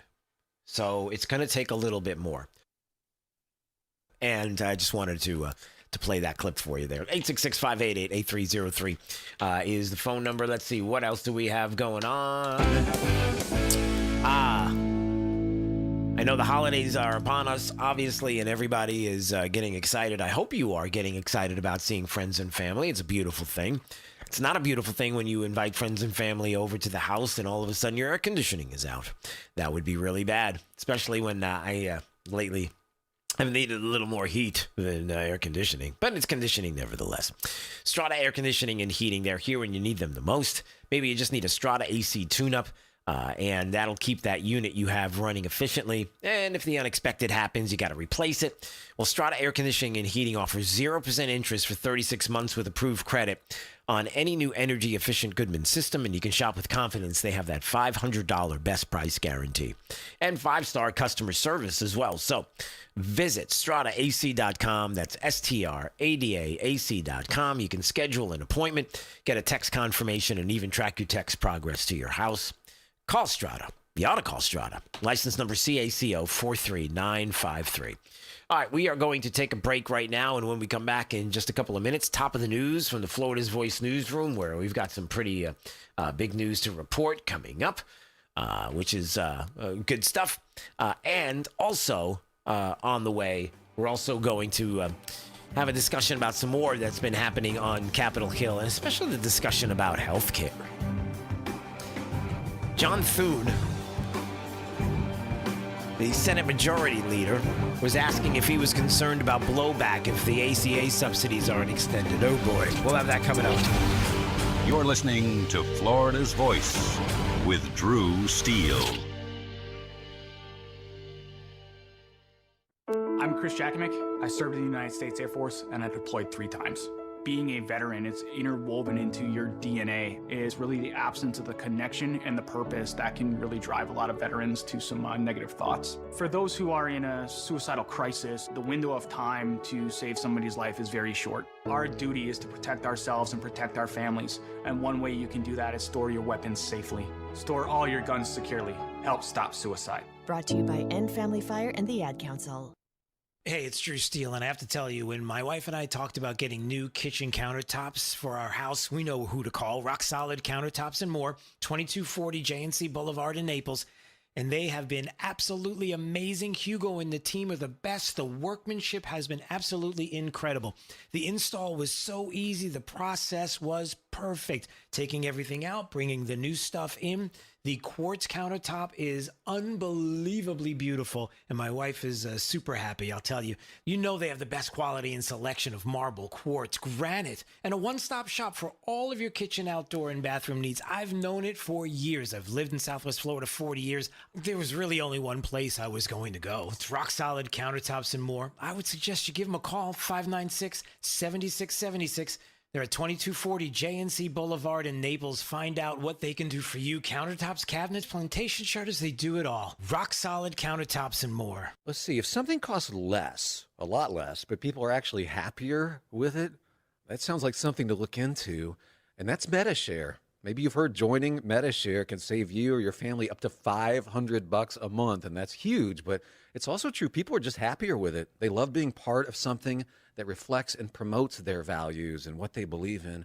MetaShare works, too. It's been around for 30 years now, and members have shared more than $7 billion of each other's bills. People love having telehealth and a huge nationwide PPO network, so yeah, really, you can save a ton and like it better. Imagine being happy with how you're taking care of your health care, whether you're self-employed or part of the gig economy, or you just want a plan that you're happy with. Here you go. You can call right now and get a price within 2 minutes. A very, very smart use of 2 minutes. Here's the number you need. It's 855-SHARE-40. 855-SHARE 40. 855-SHARE-40. 855-SHARE-40. Since the dawn of time, man and wildlife have shared a connection, and hunting traditions passed down from generation to generation have connected man to the natural world, from bow and arrow to hook and bullet. As man evolved, our link to those traditions remain with them forever. Yet today, our basic instinct to provide and as part of the hunt to conserve and appreciate the natural world has fallen under attack for the first time in human history. The misguided politicians and radical activists pushing an agenda to end hunting as we know it, or leading a war against our heritage and their misguided policies and protests. They demonize hunters and belittle our way of life, the results of hunters leaving the sport in droves, while our wildlife and ecosystems suffer the consequences as conservation funding dries up. Named after the father of the North American model for wildlife conservation, the International Order of T. Roosevelt is fighting in the arena to protect and expand the rights of hunters everywhere. We will fight back against these forces to make sure that every American has a right to hunt, enshrined in their state constitutions. We will educate the next generation in our traditions and seek to expand accessibility so that everyone can enjoy our pastimes. And we will continue to hold true to our namesake's efforts to protect, preserve, and ensure open access to our nation's wild lands. Teddy Roosevelt's vision for American conservation defines our modern hunting and conservation system, a system upheld by the idea that conservation efforts are crucial to our hunting way of life, and that hunters are crucial to successful conservation. To some, the sound of a baby babbling doesn't mean much, but that's not true. They're testing out vowels and consonants and trying different sounds. And by 12 months, their babbling is beginning to take on meaning, especially if there's no babbling at all. Little to no babbling by 12 months or later is just one of the possible signs of autism in children. Learn more at autismspeaks.org. Hey, it's Drew Steele. Look, are you still playing defense with your money? It's time to shift gears and seize the fresh opportunities this new pro-business environment has to offer. That's exactly what certified financial planner professional Alfie Townsend and the team at Advantage Retirement Group do for high net worth investors like you, helping you go on the offense with advanced tax strategies, thoughtful risk management, and forward-thinking financial planning. Imagine enjoying the retirement lifestyle you've worked so hard to achieve, all while staying one step ahead, and in a changing world, you've got to do it. Alfie and his team design personalized strategies to strengthen your financial foundation so you can focus on living life on your terms. Ready to find out more? Text VISIT to 239-747-7470. Again, you can call or text 239-747-7470. Schedule your one-on-one consultation today and see how a proactive approach can help you thrive no matter what the market does next. Don't wait. Call or text VISIT to 239-747-7470 right now.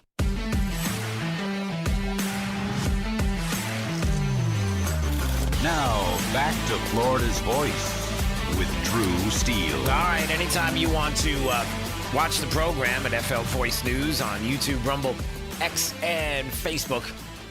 Anytime you want to listen 24/7 streaming, it is there at drewsteele.com. The website, Steele has 3 E's if you'd like to go there.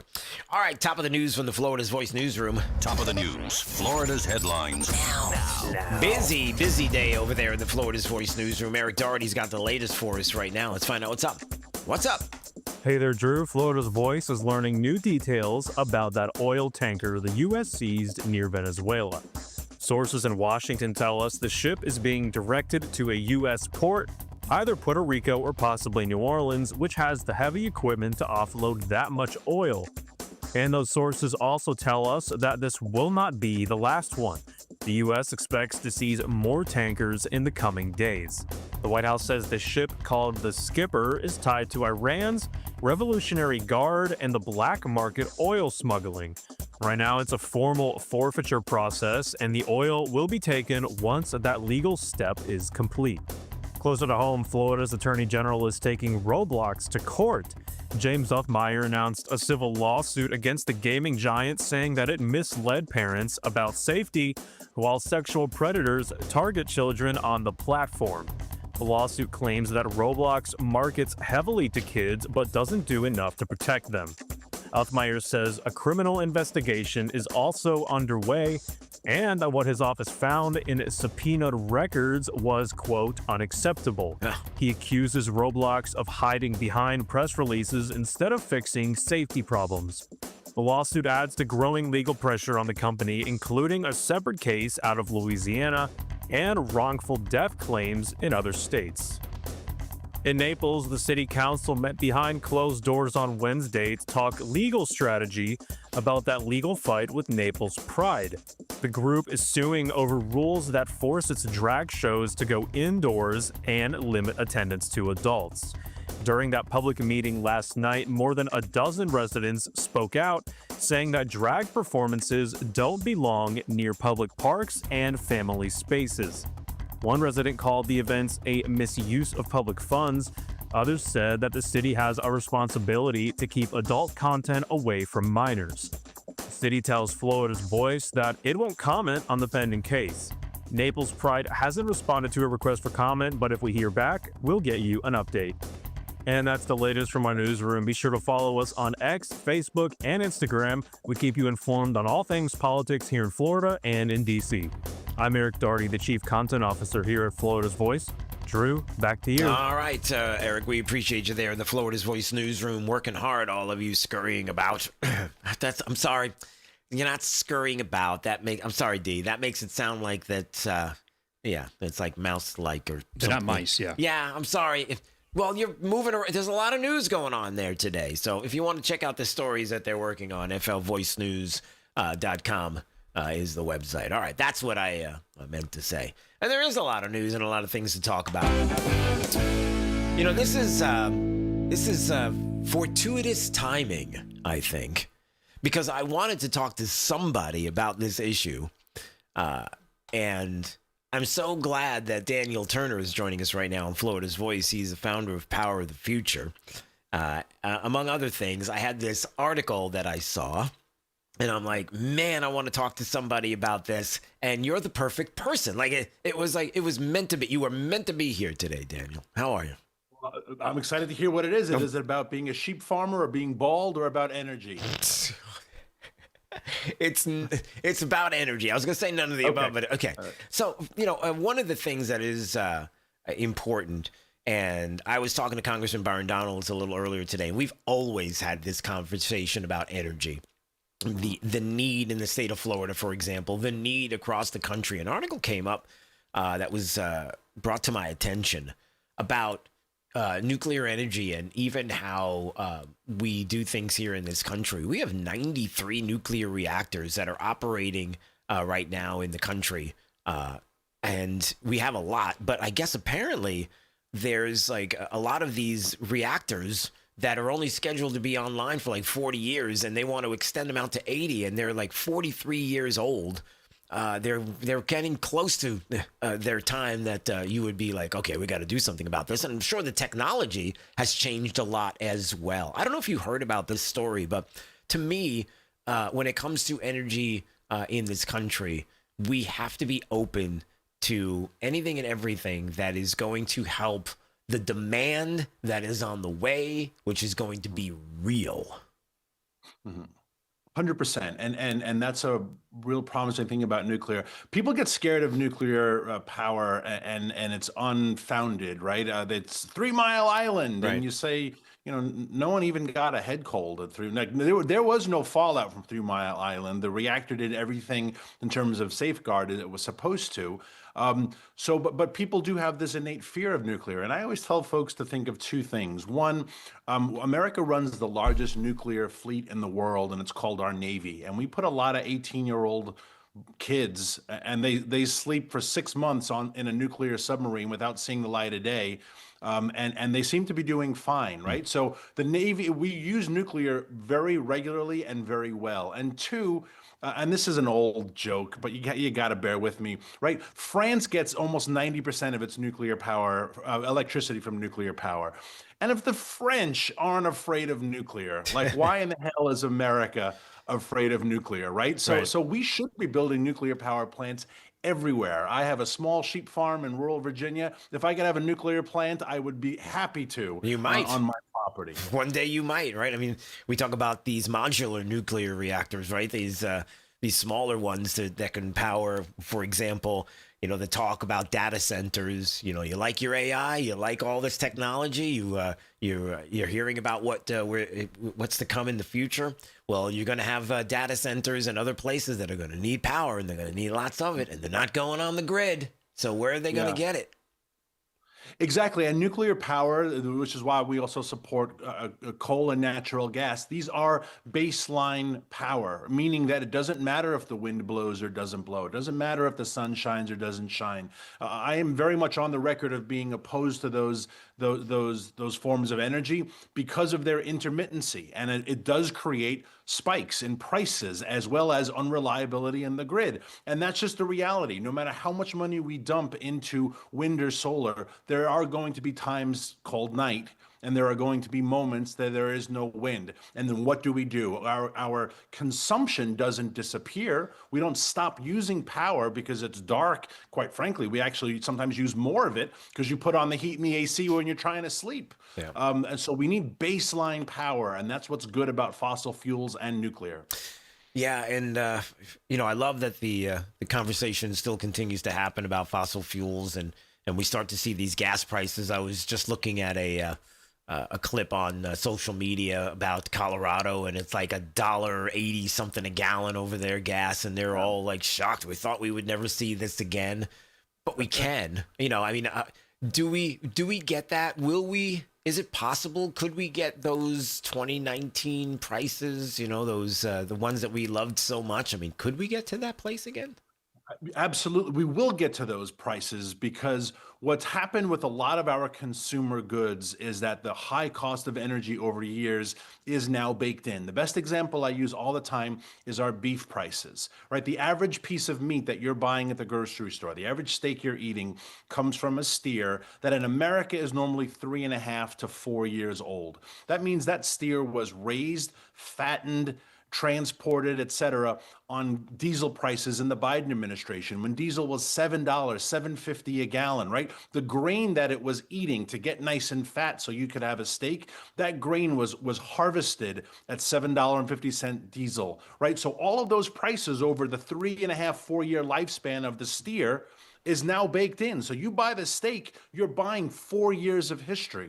Now diesel is at under $5 a gallon. So the future is bright, but the future isn't here yet. And that's the problem with tinkering with energy at the beginning. When Biden closed Keystone, We didn't feel it that day, but it set market signals that over the course of his administration got us to where we are. And it will take time to reverse, but we will reverse it. That's why I keep saying, and I'm going to keep doing it because how do I put this the right way? I don't want to pat myself on the back and be right. That's not what this is. But I also want to continue to say it because if I'm wrong, I do want to have a mea culpa. I don't have a problem with mea culpas. I'm good with that. I really think Q1, Q2 next year, we're going to start to really, really feel what you're describing, like the prices of the fuel being lower and other things that are going to get into the economic bloodstream because it's going to start to happen now. We're going to start to get more of what you've described, some of those higher prices when things were being brought to, or before they were being brought to market. Now, hopefully, we'll start to feel that a little more as it comes to market. Yeah, I think absolutely you're right. And I'm excited about that, especially for the relief that the American people deserve. But this is also the beauty of freedom and free markets. And President Trump deeply believes in free markets. When he looks at the energy industry, he doesn't think like, what do we have to do to, what is my policy? President Trump's energy policy is, you guys know how to produce energy. How about I get off your damn back and let you do your job? And when we're allowed to do our job, we produce more of a product at a lower price point for a greater number of people. All those accusations of just 2 years ago, Elizabeth Warren and Bernie Sanders yelling at oil executives, you're greedy, you're price gouging, you're profiteering. Where did that go? Did oil companies stop being greedy all of a sudden, right? Did profiteering and price gouging? How come there are none of those accusations anymore? And the reason why is because freedom is allowed to operate. And President Trump deeply believes in freedom and free markets. And that's what happens when these principles are put in place. All right, Daniel, last thing before we go. When's the last time you sheared a sheep? Oh gosh, it's been, you know what? It's one of the few perks of one of the few things that I wimp out on. Somebody else hire a professional shearer. I've done it before. It is very hard. Yeah. And it's not great for the poor sheep itself, right? Because you don't want to make these guys, you don't want to cut them, but you also want to put strain on them. Yeah. I have a professional shearer who's like 5'4" and he weighs $120, and he can pick up a 150-pound sheep and hold it with one hand and shear the guy in 15, 20 seconds. It's remarkable. And Really? I let this guy do it. Wow, 15, 20 seconds. That's crazy. It's amazing. He actually is the coach or one of the coaches of the American professional sheep shearing team. And Wow. he's a known sheep shearer. I just happen to be lucky that he lives close by, and he comes and does a couple hundred of our sheep a couple times a year, and he's great. By the way, I know what everybody's saying that's listening across the state of Florida. What just popped in their mind is there's a professional sheep shearing team. I had no idea. Yes. Wow, this is like it's competitive. Okay, it's amazing. You can watch the tournaments online, and it's great. It's great stuff. Yeah, it's insane. It's awesome. All right, Daniel, always great to see you. All the best. God bless. We'll see you soon, okay? Thank you. Merry Christmas. God bless Merry you. Christmas. Yeah, it's great to see you, Daniel, joining us here on Florida's Voice. Look, putting the sheep shearing stuff aside for just a second. Yeah, we really are going to have a genuine conversation about power in this state and what we're going to do. I think the next time, do you remind me, the next time we have Congressman Donald's on the program, we've got to bring that up because I know he is in the same boat as Daniel is with regard to energy and what we need to do. And look, there's just things that are going to happen. There are trains that have left the station. You can't go back on certain things. If you like your AI and you like your chat GPTs and you like the future with robots, that's fantastic. If you don't, well, I hate to break this to you, but it's all coming. And data centers and different industries and businesses that are part of this are going to be around. They're going to be popping up. They're going to need power. And that's just the fact, Jack, as somebody once said. All right. Anytime you want to watch it, FL Voice News on YouTube, Rumble, X, and Facebook. Hold on a second. I know I'm coughing, I'm sneezing. I'm like a walking billboard for one of those commercials where they give somebody what is it, like the Alka-Seltzer Plus stuff or whatever it is. And I have never been so thankful of this class between us. Yes, that's right. Hold on. How about that? Sorry. All right, let's take a break. My name is Drew Steele. It's Florida's Voice. You're listening to Florida's Voice with Drew Steele.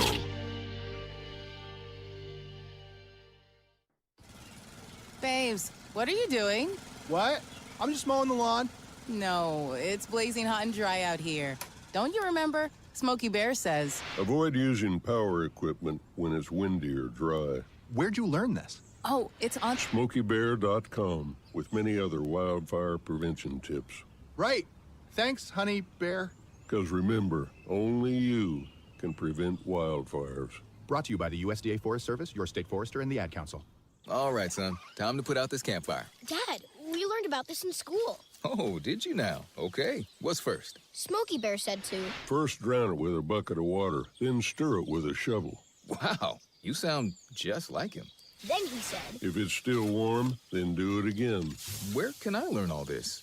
It's all on SmokeyBear.com with other wildfire prevention tips, because only you can prevent wildfires. Brought to you by the USDA Forest Service, your state forester, and the Ad Council. You know, a lot of times you have to choose between something high quality or something that saves you money. But if you could get both, why not? Especially when it comes to health care, and that is MediShare. You get both. Many families save $500 a month with MediShare, and that's huge. But it's also true that people wind up way more satisfied, too. The member satisfaction rate for MediShare is double that of the typical health insurance plan. Double. That's because MediShare works. It has for more than 30 years. It's a community of Christians who have shared more than $5 billion of each other's bills. People love having telehealth. They love the huge PPO network. So, yeah, really, you can save a ton and like it better. Imagine being happy with how you're taking care of your health care. So if you're self-employed or part of the gig economy, or you just want a plan you're happy with, you can call right now and get a price in 2 minutes. Here's the number. Just call 855-SHARE-40. That's 855-SHARE-40. 855-SHARE-40. Hey, it's Drew Steele. Look, if you're looking to take advantage of today's pro-business environment and strengthen your financial future, certified financial planner professional Alfie Townsend and his team at Advantage Retirement Group have got you covered. They specialize in advanced tax strategies, risk management, and retirement planning, all aimed at helping high net worth investors like you thrive. Now, Alfie wants to share those insights with you with his book, Keeping You on the Retirement Fairway. It's packed with practical tips and forward-thinking strategies to help you make the most out of your hard-earned wealth. Ready to get your free copy? Text BOOK to 239-747-7470. That's 239-747-7470. Don't wait. Learn how to capitalize on that pro-business opportunities that are out there right now and secure the confident retirement you deserve.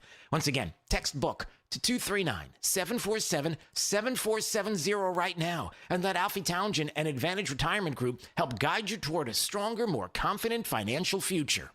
We're with Bridget, whose husband won't be home for months, and whose daughter is due any day. We're with Mike, who's leaving home to protect his family and yours.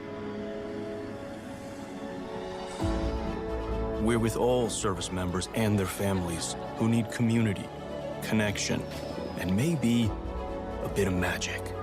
Are you with them? Learn more at USO.org today. We're with Liam after his 4th military move, when being new is starting to get old. We're with Tara during the holidays, when she misses home the most. We're with all service members and their families who need connection, comfort, and a home away from home. Are you with them? Learn more at USO.org today. Now, back to Florida's Voice with Drew Steele. The fast food chain White Castle opened its first automated airport kiosk this month, which dispenses ready-to-eat sliders. Wow, I mean, even the ones at the restaurant aren't ready to eat. He's got a point there. That is actually true. But to have a White Castle kiosk in an airport could be the best thing ever in the history of mankind. D, can we agree with that? For people that eat White Castle, yes. Oh, all right. I forgot. You don't eat White Castle. Yeah, you're not a White Castle guy. I had my share of White Castle burgers, though. Yeah. I guess maybe for people who are around a White Castle, it's like all the time. But then for people who grew up with it, or they haven't had it in a long time or something, it's different, or if it's far away, that kind of thing. Then it becomes special. Yeah, I don't know. They are tasty little buggers. No doubt about it. Sorry. Just a weird way to... Let's move on, shall we? Let's listen to some of the exchange with the White House press secretary today. This was fun. So you have the news organizations who, do what they do, right? The lefty Democrat news organizations are going to lefty Democrat. And so you have one of the reporters who is asking about what's been going on with the economic numbers, CPI, and the like. And why don't you just be honest about your question? Why do the questions always have to start off with, well, like this? Listen. Caitlin's question. You acknowledged that CPI in January when you took office was 3%, and in September, the last month for which we have data, it was also 3%. So inflation. No, it's 2.5%. Not in September. It was 3%. It's 2.5%. The average CPI right now, I have it in front of me.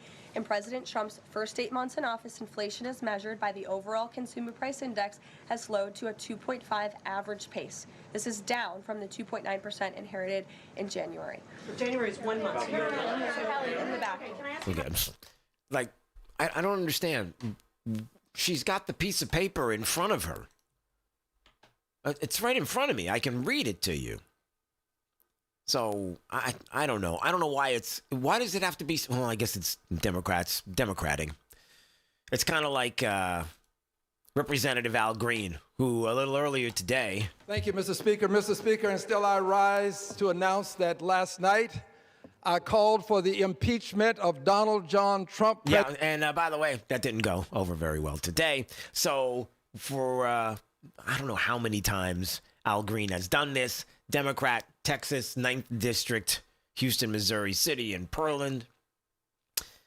Last night, once again, Representative Al Green, let's stay together. Not that one. He said, yep, I rise to present to you.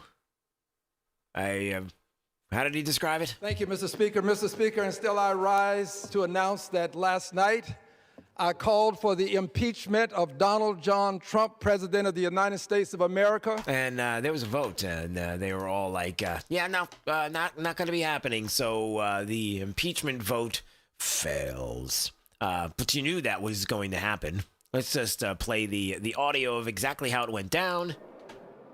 Is it there? The yeas are 237, the nays are 140. Yeah. And there are 47 voting present. The motion is adopted without objection. The motion to reconsider is laid on the table. Boom, and that was it. So in case you're wondering, wow, is there really a chance that the president... No, it's just, it's theater, everybody. It's the theater kids. Here they come again. So the House rejects impeachment of President Trump, 237 to 140. 23 House Democrats blocked it. And 47 Democrats only voted present. That's pretty impressive. All right, so let's take a break. And when we come back, what do we have going on? Yeah, I want to talk a little bit more about what Florida's Voice is reporting about the U.S. seizing this oil tanker near Venezuela. There's some new news on that we're going to get to coming up. You're listening to Florida's Voice with Drew Steele. It's 4 a.m., Monday, and you're literally sucking baby snot through a tube because she's congested. Man, that's love. And if you love her that much, love her enough to make sure she's buckled in the right car seat. To make sure your child's in the right seat for their age and size, visit nhtsa.gov/the right seat. Show them you love them. Keep them safe. Visit nhtsa.gov/the right seat. Brought to you by the National Highway Traffic Safety Administration and the Ad Council. You let him try violin because you love him. And if you love him that much, love him enough to make sure he's buckled up and in the back seat. Find out more at nhtsa.gov/the right seat.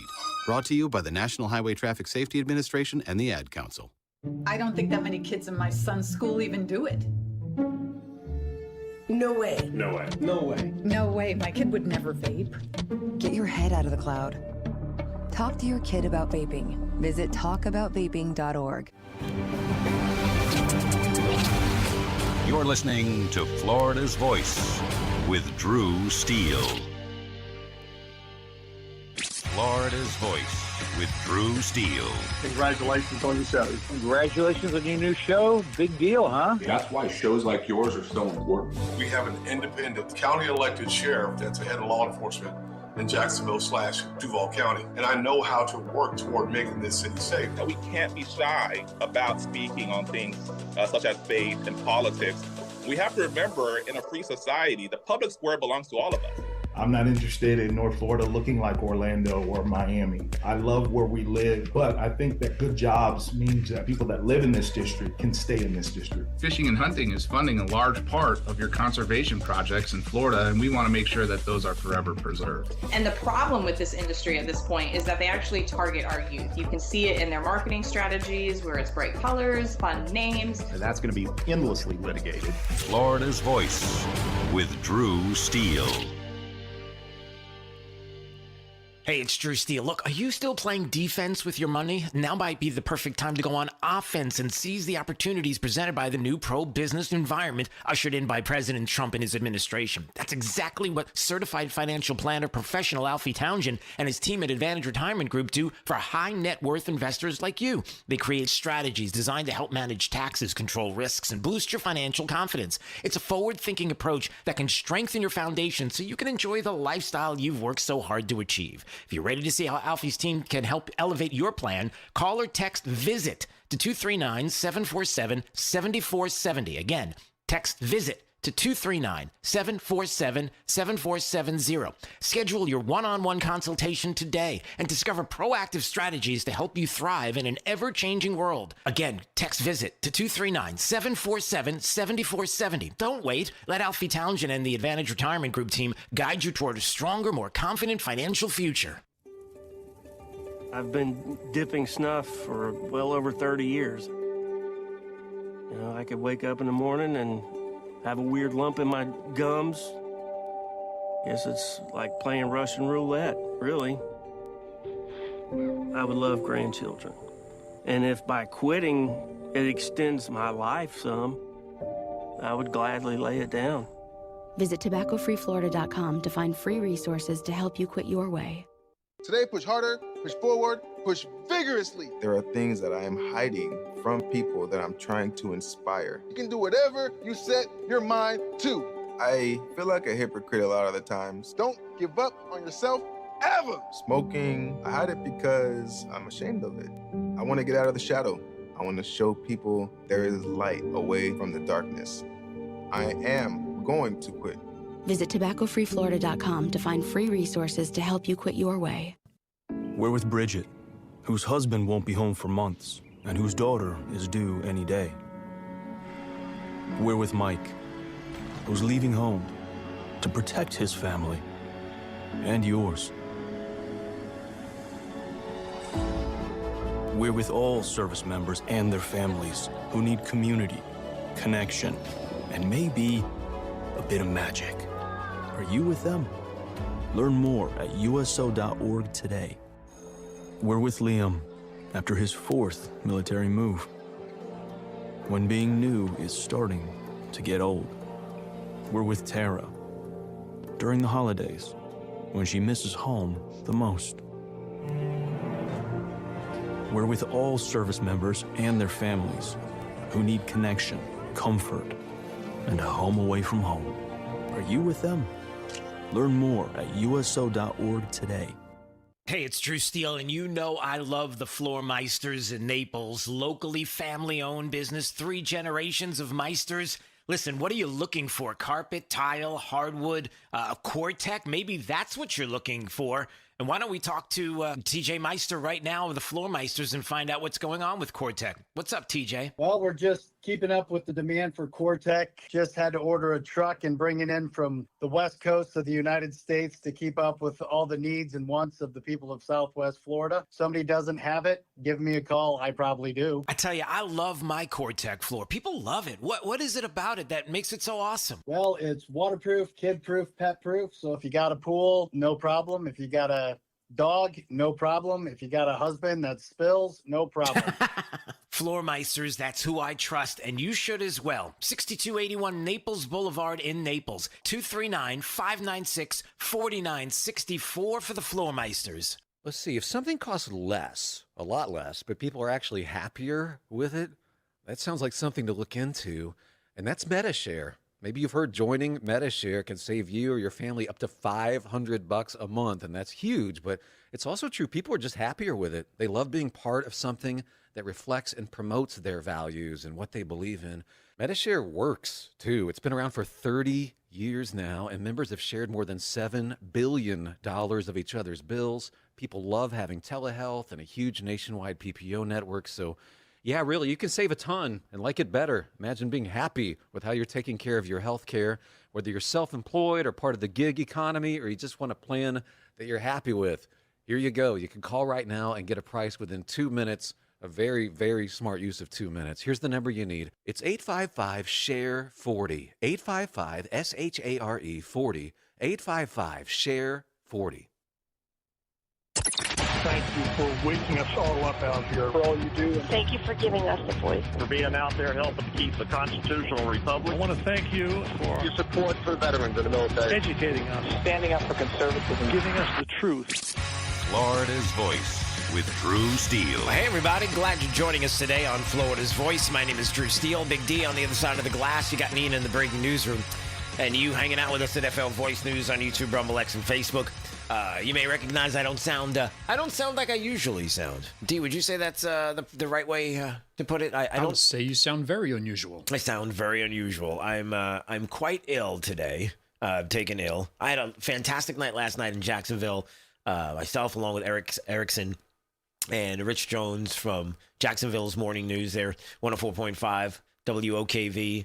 And they've got a great radio station, great staff, and we had a fantastic event. And it was cold. I live in Florida. When the temperature gets down to 60, I'm usually wearing a jacket. Just saying, when you've lived here for 40 years, that's what happens. I don't care. Judge me. Go ahead. I probably was a little underdressed yesterday, leaving and hanging out, and that seemed to catch up with me today. And so now I sound like, I don't know what I sound like. Well, my wife likes the way I sound, but I don't like the way I sound. And so it's, so forgive me, there's lots of tissues around and throat lozenges and tea, but I do have my Buc-ee's cup. And yes, I really want to understand, here in the state of Florida, I need answers. There are not one, but two Buc-ee's within 65 miles of each other in the northeastern portion of the state of Florida. Why are they not everywhere else? I'm just asking. I just want to know. I want answers. It just seems, although it is very cool because you miss the one and it's like, here comes another one. Okay. It's a magical thing. All right. What else do we have? Coming up, what else do we have? Hey, we got the great news out of the state of Colorado. I know you're like, Colorado has great news. Well, I don't know. This seems pretty good, even though the news had to report it, and they probably were thinking, oh, man, I can't believe we have to report this. Another $1.93 at the Exxon off of Garden of the Gods Road. Gas prices in Colorado are extremely low. Colorado ranking 4th lowest nationally, according to AAA. I came here out of my way to get gas because it's a lot cheaper here. In El Paso County, the average gas price per gallon is $2.34, $2.41 a gallon in Pueblo County. Yeah. I mean, this is insane, right? $1.93. $1.93. This is insane. How could this possibly happen? We will win, and we will win, and we will win. Somebody's getting this done. Hey, can you say how it got done? See, that's the other part of it. You know, it's interesting. We have in just a second, we're going to bring in Adam Gillette, president of Accuracy in Media. That might be some accuracy in media they could perform. Would be like, hey, can you remind everybody how we got there and why we weren't there? Like when we had 4 years of somebody else that was there in office and True international average of pressure. that guy. Hey, can you remind us? Because that might be like an accuracy in media thing. All right, Adam thinks I'm crazy. He's joining us right now on Florida's Voice. It's the cold medication. That's all it is, Adam. I blame it on that. That's what it's all about. How are you today, sir? I'm great. I'm also in Jacksonville. I also wear a jacket whenever it's 60 degrees, even though I've only been here a quarter century. And 65 degrees even, and at the very least, a long sleeve shirt, if not a light coat. So you're there now. So it was cold. Like I walked out yesterday. I was in Ponte Vedra at the concert hall. It was a great event that we had. And I walked out. And I said, and there were some officers that were outside as the event was finishing up, and I'm walking out, and I looked at them, and I said, is it always like this here? I mean, is it always this cold? I mean, you think Northeast Florida, and you're thinking, all right, well, it probably gets cold. This isn't like an average thing, because it was like 40 something. It was cold, and and the thing is, it's like stuck to you. It was like that kind of stick to you cold. It's like I can't shake this, and then I was not dressed for it, that kind of thing, but. Yeah, I actually live in Sawgrass, although I came back from D.C. yesterday, and I'm not going to complain about it being in the 60s today here in Ponte Vedra Beach, because yesterday in D.C. it was 25, or it got up to 30 yesterday, 25 the day before. I love Northeast Florida. We actually get the seasons. It's mild and brief. By next week, it'll be 70 again. But I think Northeast Florida is where it's at. Yeah, it's beautiful. I just could not believe how beautiful it is. That whole area is fantastic. And great people. Man, military community, just love their veterans, working together. They're just incredible people there in that area. All right, so a couple of things.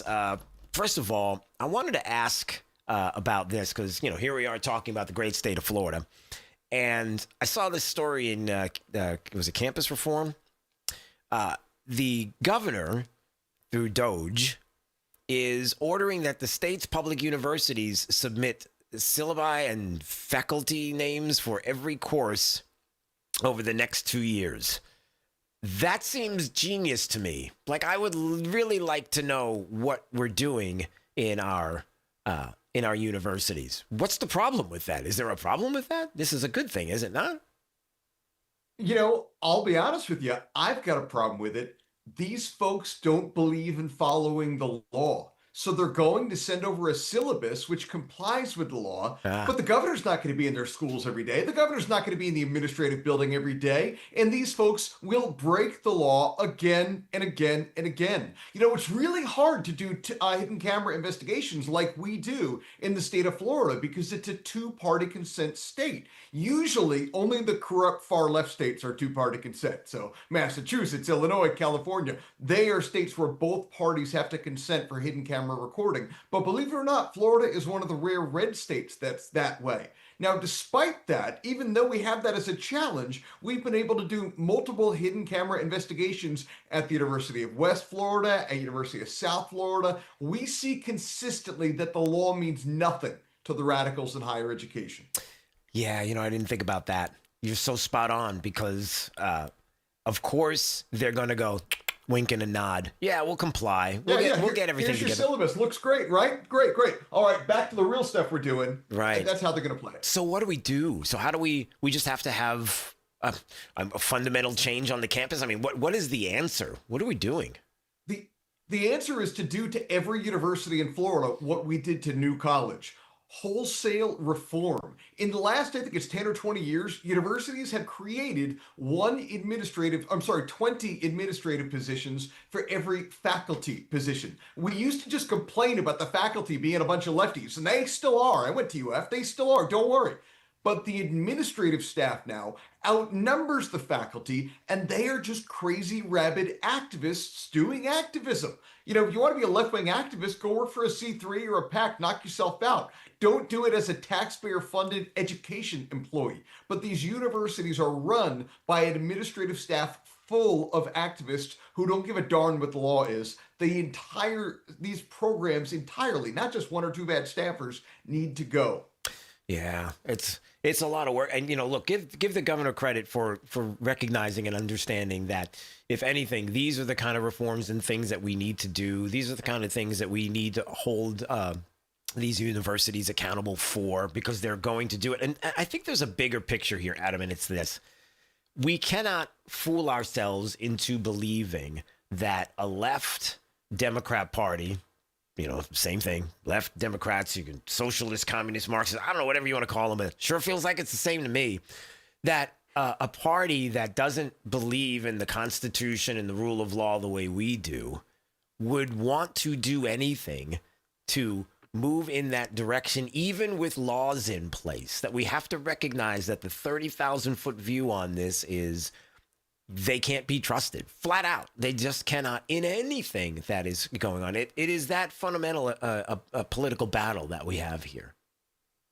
That's exactly right. Now, we've been undercover in many, many universities in red states where it's easier, like, Texas, Tennessee, Ohio, Kentucky, Kansas. And what we see consistently in higher education with states that have DEI bans, for example, is that they just change their job titles. They print new business cards. They keep doing the exact same thing. Now, we are Florida. I think we are the tip of the spear in terms of good ideas. I think our governor, personally, has done an incredible job. But we've got to take what we did at New College and do it at every university in the state. Wipe out these entire programs. Wipe out these terrible degrees where nobody's going to be able to get a job from it, and it's nonsensical activism. Us taxpayers shouldn't have to subsidize that, and these students shouldn't graduate with debt for that. We need massive fundamental reform at these universities. They're starting to do a good job at the University of West Florida with the new leadership they have coming in there, but we need to see it at each and every university. If Florida can't reform our higher ed system, no state can. Yeah, before we go, doesn't that speak volumes to who you are as a human being? If you're willing to put a curriculum out there for kids where by graduating with that, they have no future. I mean, you know what I mean? What does that say about you as a human being who would put a young person in that kind of position to do this? You know what I mean? Yeah, I mean, I guess to a degree, it's almost a Ponzi scheme, because I guess they can have a future teaching that same nonsensical, degree towards other people who could follow in your footsteps, who teach other people following in their footsteps. That's been the Ponzi scheme of higher ed for 20 years, is they teach nonsense and then the graduates get jobs at administrators pushing that same sort of nonsense. We've turned higher education into a system of taxpayer-funded activism that runs a med school on the side. Our investigations have shown this again and again at red state universities. And I don't expect the weenies in Kansas to reform or Kentucky too much, but there's no reason a state like Florida, with our legislature and our governor, shouldn't make an example that the rest of the country can follow. Yeah, absolutely. All right, Adam, listen, it was great to see you. All the best. God bless. And help me try to figure out in this state how we can get a couple more Buc-ee's on the West Coast. I don't understand how in a 60-mile radius you can have two Buc-ee's. I don't get it. The one near St. Johns County, then you got the one in Daytona. Exactly it. We got one in St. Johns County. I think the other one's around near Daytona. As I said, Northeast Florida is where it's at. I don't even think you guys have Wawa down there yet. So we got I'm so sorry that you're in the wrong part of the state. Those are fighting words. We got Wawas. Come on now. Okay. Naples has. We had them first. We got Actually, Orlando had them first. Yeah, that's true. We don't have. We also don't have a White Castle. Well, you don't have a White Castle. Orlando's got the White Castle. Oh, you don't care about the White Castle. You and D, the two of you together, you don't care about the White Castle. Not even. Okay. You took a slab of meat and rubbed it in dirty onions for half an hour and then put it on a tiny little bun. I don't understand. Oh, man, that's funny. Now I got to cough. All right, Adam, I got to go. All the best. God bless. We'll see you soon. Thank you for having me. All right. Appreciate you. All right. Hold on a second. D, I got a cough. Wow. That was funny. I don't know if I've ever heard White Castle described that way. And I don't know if I could ever think of it a different way now. Yeah. Oh, man. That's pretty funny. All right. What else we got going on? I'm so sorry. I just want to apologize ahead of time. I mean, I want to be here with you. And so, with the coughing and everything and being sick like this, I apologize that, sometimes I got to shut the mic off and cough and like I have to do now. Unbelievable. But I just want to be with you. All right. So this story from Florida's Voice. So we know now the White House talked about the U.S. and the intention to confiscate the oil aboard that tanker that was seized near Venezuela this week. And I think we have a little bit from the White House press secretary who was talking about that today. I want to see if I can play the clip. But before I play, and as I'm kind of looking for the clip as she was talking about it, I wanted to bring up some of the latest that we have on the story, and it's pretty interesting what is going on in this story. Yeah, I thought I had it. Nah, I don't have it. Okay, let's talk about it though. Here it is. A congressional aide speaking to Florida's Voice on condition of anonymity said that the plan is that tanker is going to be routed either to Puerto Rico or New Orleans. Now, why did this happen to begin with, right? The White House press secretary was talking about the ship as a, quote, sanctioned shadow vessel tied to Iran's Islamic Revolutionary Guard Corps and accused of moving black market oil. Oh, so it's not one of these things where it's like Trump is taking over the oil in Venezuela. He's like, no, take it down a notch. She said the forfeiture process includes crew interviews and evidence collection, but confirmed the outcome that the U.S. does intend to seize the oil. And this happened Wednesday. The announcement, Attorney General Pam Bondi identified the vessel, one sanctioned for its alleged role in an illicit oil shipping network.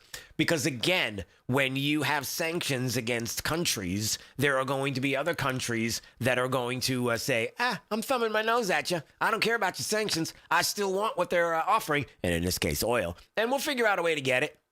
It's like, nope, we're not doing that, especially if it's benefiting terrorist organizations. So that's the reason why this even began. And so now the talk is, yeah, we might as well take the oil. And that's the decision here. New Orleans under strong consideration because the port's equipped to handle the transfer. And an aide also said that additional tanker seizures are likely in the coming days as we are doing something. And here's the bottom line. You ready? The bottom line is this. It's about enforcement operations. So the U.S. is talking about expanding the operations, which would suggest that when the president of the United States and this administration says, you can't do this, when we have sanctioned vessels, that if we find out what you're doing, and we decide we're going to seize such vessels and their contents, there's a reason why. And this is about enforcing what it is we say we're going to do, and we're not messing around. Like, I'm not kidding. There's no joke. It's not a joke, right, Joe? Not a joke. That's right. So that's all. I just wanted to bring that up here at Florida's Voice. All right. Anytime you want to watch it, FL Voice News on YouTube, Rumble, X, and Facebook. Trying to see some of the other clips that we have going on here. All right, first of all, let me just play this. Manu Raju, CNN, talking to the Senate Majority Leader, John Thune. John Thune, who, I'm not going to say anything about John Thune. Let's just put it this way. I don't like, once again, that that you have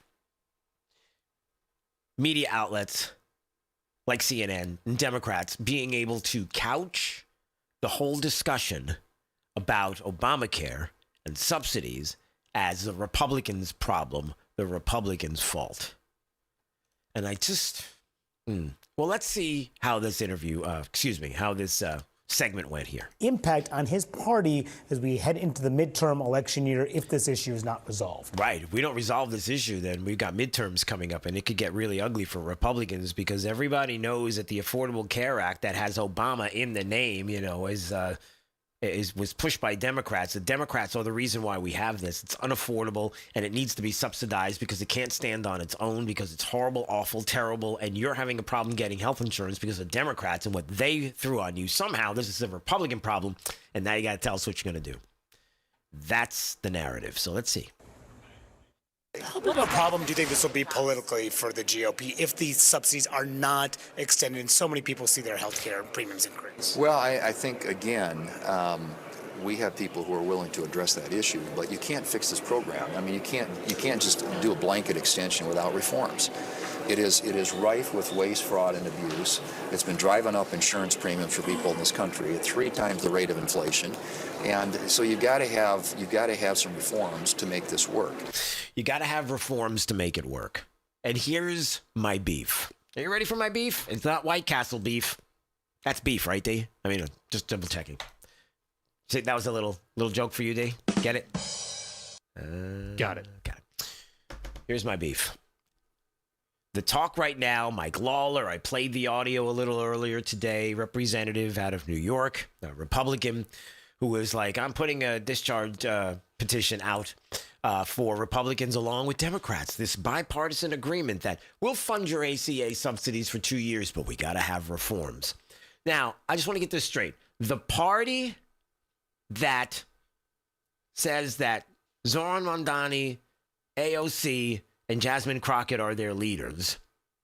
The party that, through alphabet bureaucracies, intelligence communities, and the DNC with Hillary Clinton, tried to bring down a president and created a collusion hoax during the 2016 election.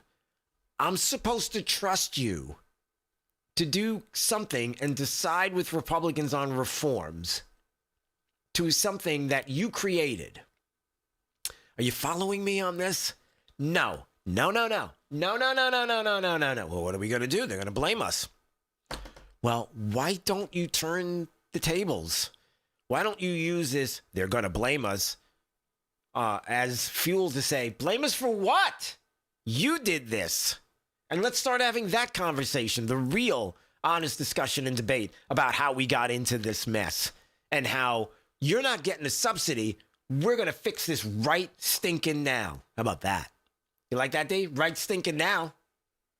You sound serious. Yeah, that's what I'm saying. And congested. Oh, very congested. And again, I got a cough. Hold on. Is it, if I slam my chest hard enough, Sounds like we got some bass. Will the stuff, whatever's in my chest go away? I guess not. Say something pithy because I got a cough. Well, I wouldn't recommend smacking your chest hard at all. That wasn't pithy, but true. All right. So that's all I want. I don't want this to pass by with a House Majority Leader who says, yeah, we got to get with them and we need reforms. And a party who's banking on the fact that you won't even be in charge by 26. By 2026, we're going to be in charge again, Democrats. And at that point, we're not doing anything you want. So it isn't going to happen. So it's just, I don't know. I know there are some people that are like, you're going to get some serious political blowback if you don't do this. And it's like, as compared to all the political blowback we constantly get with the media and Democrats over lies, well, the ACA subsidies are real. I mean, they're going to be hurt. Well, then do something. When you had 15 years to come up with something, figure it out now. All right. That's all. What else we got? Strata Air Conditioning and Heating are here when you need them most. I mean, it's getting chilly in a lot of places overnight in some areas of the state, so you want to make sure that AC is working properly, and maybe you need a brand new unit. Well, Strata Air Conditioning and Heating, they sell and service every major manufacturer, including Carrier, Goodman, Daikin, Trane, Mitsubishi, and Lennox. So, I don't know what it is that you need specifically, but if you do need a new air conditioner, I can tell you, 5-star customer service, they are the best across the state of Florida. STRADA.AC.com. You ought to call Strata. License number CACO 43953. Top 5 audio clips are next. You're listening to Florida's Voice with Drew Steele. I'm Chris Jakimick. I served in the United States Air Force and I deployed 3 times. being a veteran, it's interwoven into your DNA, is really the absence of the connection and the purpose that can really drive a lot of veterans to some negative thoughts. For those who are in a suicidal crisis, the window of time to save somebody's life is very short. Our duty is to protect ourselves and protect our families, and one way you can do that is store your weapons safely. Store all your guns securely. Help stop suicide. Brought to you by End Family Fire and the Ad Council. Hey, it's Drew Steele, and I have to tell you, when my wife and I talked about getting new kitchen countertops for our house, we know who to call. Rock Solid Countertops and More, 2240 JNC Boulevard in Naples. And they have been absolutely amazing. Hugo and the team are the best. The workmanship has been absolutely incredible. The install was so easy. The process was perfect. Taking everything out, bringing the new stuff in.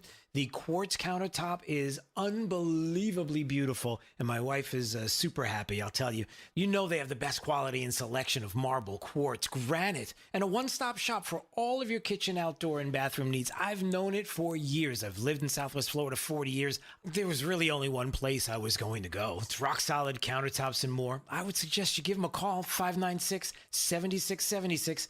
They're at 2240 JNC Boulevard in Naples. Find out what they can do for you. Countertops, cabinets, plantation shutters, they do it all. Rock Solid Countertops and More. Let's see, if something costs less, a lot less, but people are actually happier with it, that sounds like something to look into, and that's MediShare. Maybe you've heard joining MediShare can save you or your family up to $500 a month, and that's huge, but it's also true. People are just happier with it. They love being part of something that reflects and promotes their values and what they believe in.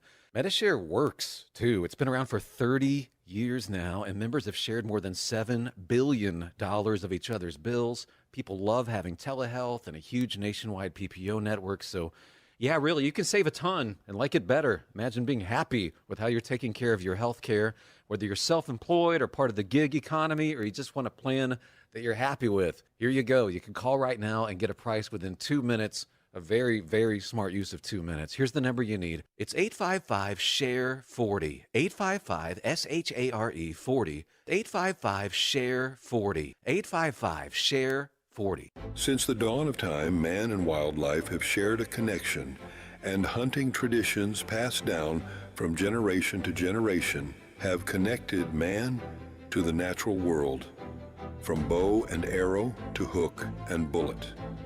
As man evolved, our link to those traditions remain with them forever. Yet today, our basic instinct to provide and as part of the hunt to conserve and appreciate the natural world has fallen under attack for the first time in human history. The misguided politicians and radical activists pushing an agenda to end hunting as we know it, or leading a war against our heritage and their misguided policies and protests.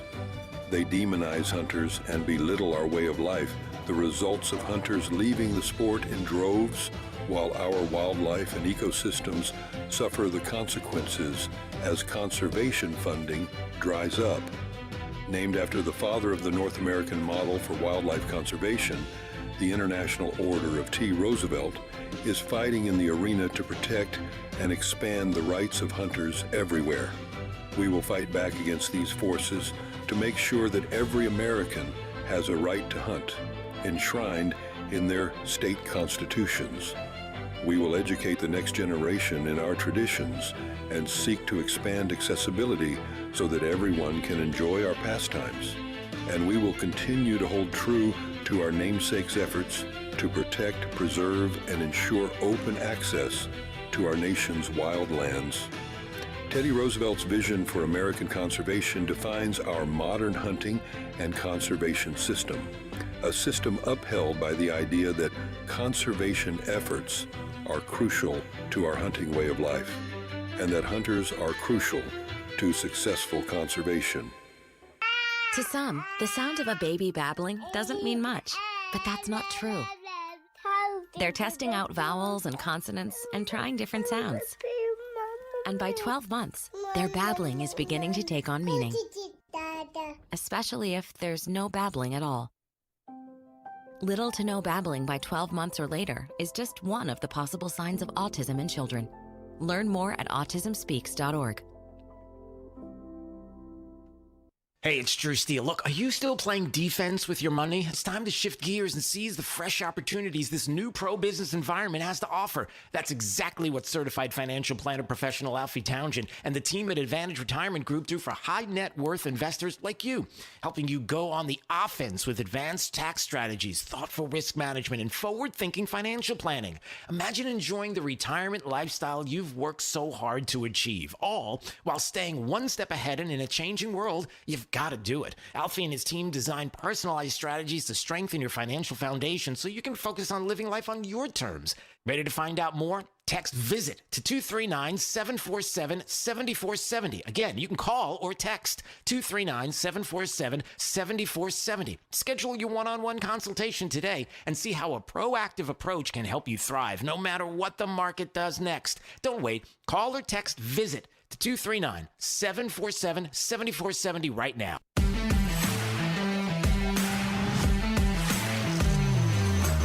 Now, back to Florida's Voice with Drew Steele. All right, anytime you want to watch FL Voice News, YouTube, Rumble, X, and Facebook. All right, I think we're ready to go. D, are you ready to go? I think I'm ready to go. I'm pretty sure I am ready to go. Yeah, I'm ready to go. Time for the top 5 audio clips of the day. It's my top 5. 5, 4, 3, 2, 1. This is Drew's top 5. Number 5. By asking Senate Majority Leader John Thune, a fantastic guy, to get something done, ideally the termination of blue slips. Too many great Republicans are being sent packing. None are getting approved and signed. President DJT. Can you explain to people just real quickly what a blue slip is, and are you going to do something that will deal with his concerns? Well, this is something that applies just to district court judges and U.S. attorneys, and it allows individuals, the senators from those states, to be able to sign off on the people who are nominated to those positions. That doesn't apply to circuit court judges, obviously doesn't apply to Supreme Court judges. And we have moved his nominees through the process at a record rate. We will, by the end of this year, have a record number of his nominees approved to the executive branch. Got his cabinet confirmed at the fastest rate possible. We'll continue to work on the judiciary, Dana, but this is a procedure that's been in place for a long time that both Republicans and Democrats support, because it gives them some input, particularly in those judges, the judicial appointments that are made in their individual states, some input into that decision-making process. It also helps for those judicial processes to stop cold in those states. So what does that mean? What is he talking about? That is Senator John Thune, who's like, yeah, the ending of the blue slips, we're not going to do that. What is this tradition of blue slips, and what's the problem here? Well, as he described, it's something that both Republicans and Democrats seem to like. All right, but in the case of what the president is concerned about, as he said, blue slips are making it impossible to get great Republican judges and U.S. attorneys approved to serve in any state where there is a single Democrat senator. If there's even a single Democrat senator. If they say no, then it's over. So in other words, the states where, like Washington, I was just going to say Washington, D.C. Hold off. States like Pennsylvania or any other state that you can think of, Virginia, different places where you might have 1 or 2 senators that are Democrats. If they put the kibosh on it and say pretty much, yeah, we're not really about this, then all of a sudden it's like, sorry, you can't have who you want. You're just going to have who we want. That shouldn't work that way. And the president is frustrated about, look, maybe back in the day, this was something when a handshake meant something and you didn't, and you both cared about the Constitution, the rule of law, and the country as founded, but we're not in that place anymore. And so there's John Thune who's like, yeah, we're not going to get rid of that. And we'll probably still continue to have Democrats who are going to block anything and everything that the Trump administration wants to do, and blah, blah, blah. But you're just going to have to get over it because blah, blah, blah. No, I'm not over it. Number 4. Do you think he would be a good president? Yeah, I do. I have to tell you, I think I'm very biased towards governors. I think governors make the best presidents. I just do. I think for this very reason, we always say that potholes aren't partisan. As governors, we actually have to accomplish stuff. And our system was set up for the states to be laboratories of democracy, so that we could learn from each other and steal ideas. And that people vote with their feet now. If your state isn't performing, they will move to another state. Let me just stop for a second. Okay. Let's put everything in context.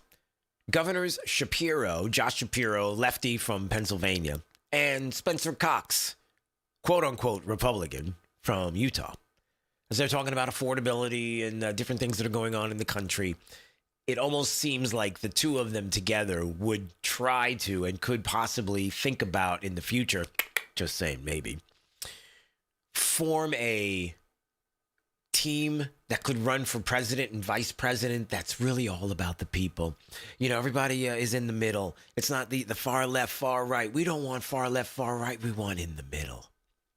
And so there's Spencer Cox, who, again, in full disclosure, just so you know how I know, he's a very nice gentleman. One of the first people I met when I moved to Utah for a year and I was working there. But also as moderate as the day is long. Sorry. And like other people from Utah, Mitt Romney. Did I say that out loud? I did. And so there he is talking up Josh Shapiro, Democrat, Pennsylvania. Look, I get you guys like each other and you want to talk really nice because who knows what the future holds. But I'm just telling you that you got to stop. You know, in Utah nice is a thing, but we're talking about Democrats. Do I need to remind you once again about the Democrat Party and what they are willing to do to bring down the United States as we know it? What they want to... I know, that's so outrageous. How could you say something like that? Bring it down as we know it. Yeah, because they're not fans of the Constitution. They're not fans of the rule of law. I mean, look at any major metropolitan blue city. Look at how... when you bring up the Constitution, it's like, you mean the racist white guys with the wigs and stuff like that? Yeah. So stop trying to be friendly with a side that wants you gone. Number 3. I think Donald Trump is trying to distract the American people from the real issues facing ordinary Americans, such as grocery prices and healthcare prices and electricity costs. I think... Okay, well, let me just stop. All right, I didn't realize it was that quick. That's Ted Lieu, Representative Ted Lieu. He's a big lefty Democrat out of California. The U.S. seizes oil tanker in dramatic escalation with Venezuela. Of course, they conveniently left out the part that the embargo there, and I'm sorry, did I say embargo? Okay. That when it comes to what they're doing with regard to that boat and the sanctions against Venezuela and how it was tied to Iran's Islamic Revolutionary Guard Corps, and possibly they were going to benefit foreign terrorist organizations with the oil that was going to be sent to Iran. And we have sanctions and we're getting tough with that. We're not messing around with these sanctions. And that's Ted Lieu, who's like, he's trying to distract from the real issues by striking the drug boats and going after countries that are doing things that some might question what exactly is going on there. And of course, with the drug boats and blowing up those drug boats, you're just wondering how many more Americans have to die poisoned each year by these illegal drugs, and when will you feel like, maybe we need to get tough and really do something? Yeah, we're doing that right now, everybody. Number 2. Mixed signals in terms of what that looks like. But inflation is down from where it was. As measured by the overall CPI, it has slowed to an average 2.5% pace. This is down from what the president inherited. The president inherited 2.9% in January. Today it's at about 2.5%. So we're trending in the right direction with more to come. And I would remind you, when President Trump left office in his first term, inflation was 1.7%. And the previous administration jacked it up to a record high 9%. So again, in 10 months, the president has clawed us out of this hole. He's kept it low at 2.5%, and we believe that number is going to continue to decline, especially as energy and oil prices continue to decline as well.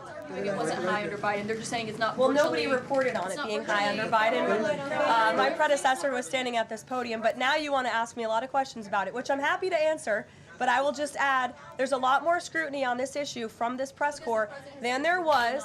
Well, and the previous administration said that too. My predecessor stood up at this podium and she said inflation doesn't exist. She said the border was secure. And people like you just took her at her word. And those were two utter lies. Everything I'm telling you is the truth backed by real factual data. And you just don't want to report on it because you want to push untrue narratives about the president. That's right, because you're a bunch of lefties. Listen to him screaming at the White House press secretary, Caroline Leavitt, who, when numbers on CPI and we're coming up in inflation, and it's Caitlin Collins from CNN trying to push back on her. It's like, listen, we're giving you facts and data. You ran with a White House that told you that the border was secure. I'm saying when it comes to trying to argue against this president and policies, y'all might want to sit this one out. Number one. You know, it is a fact that you ignored federal court orders in March and in May of this year. Do you plan on ignoring more federal orders? I'm sick of your lies, and the American people demand the truth. Because you keep saying it doesn't make it true. I am sick of your lies. The American people are sick of these lies. American people demand truth. America is very happy that finally they have a president in the White House that gets up every day to keep them safe. Madam Secretary, your incompetence and your inability to truthfully carry out your duties of Secretary of Homeland Security.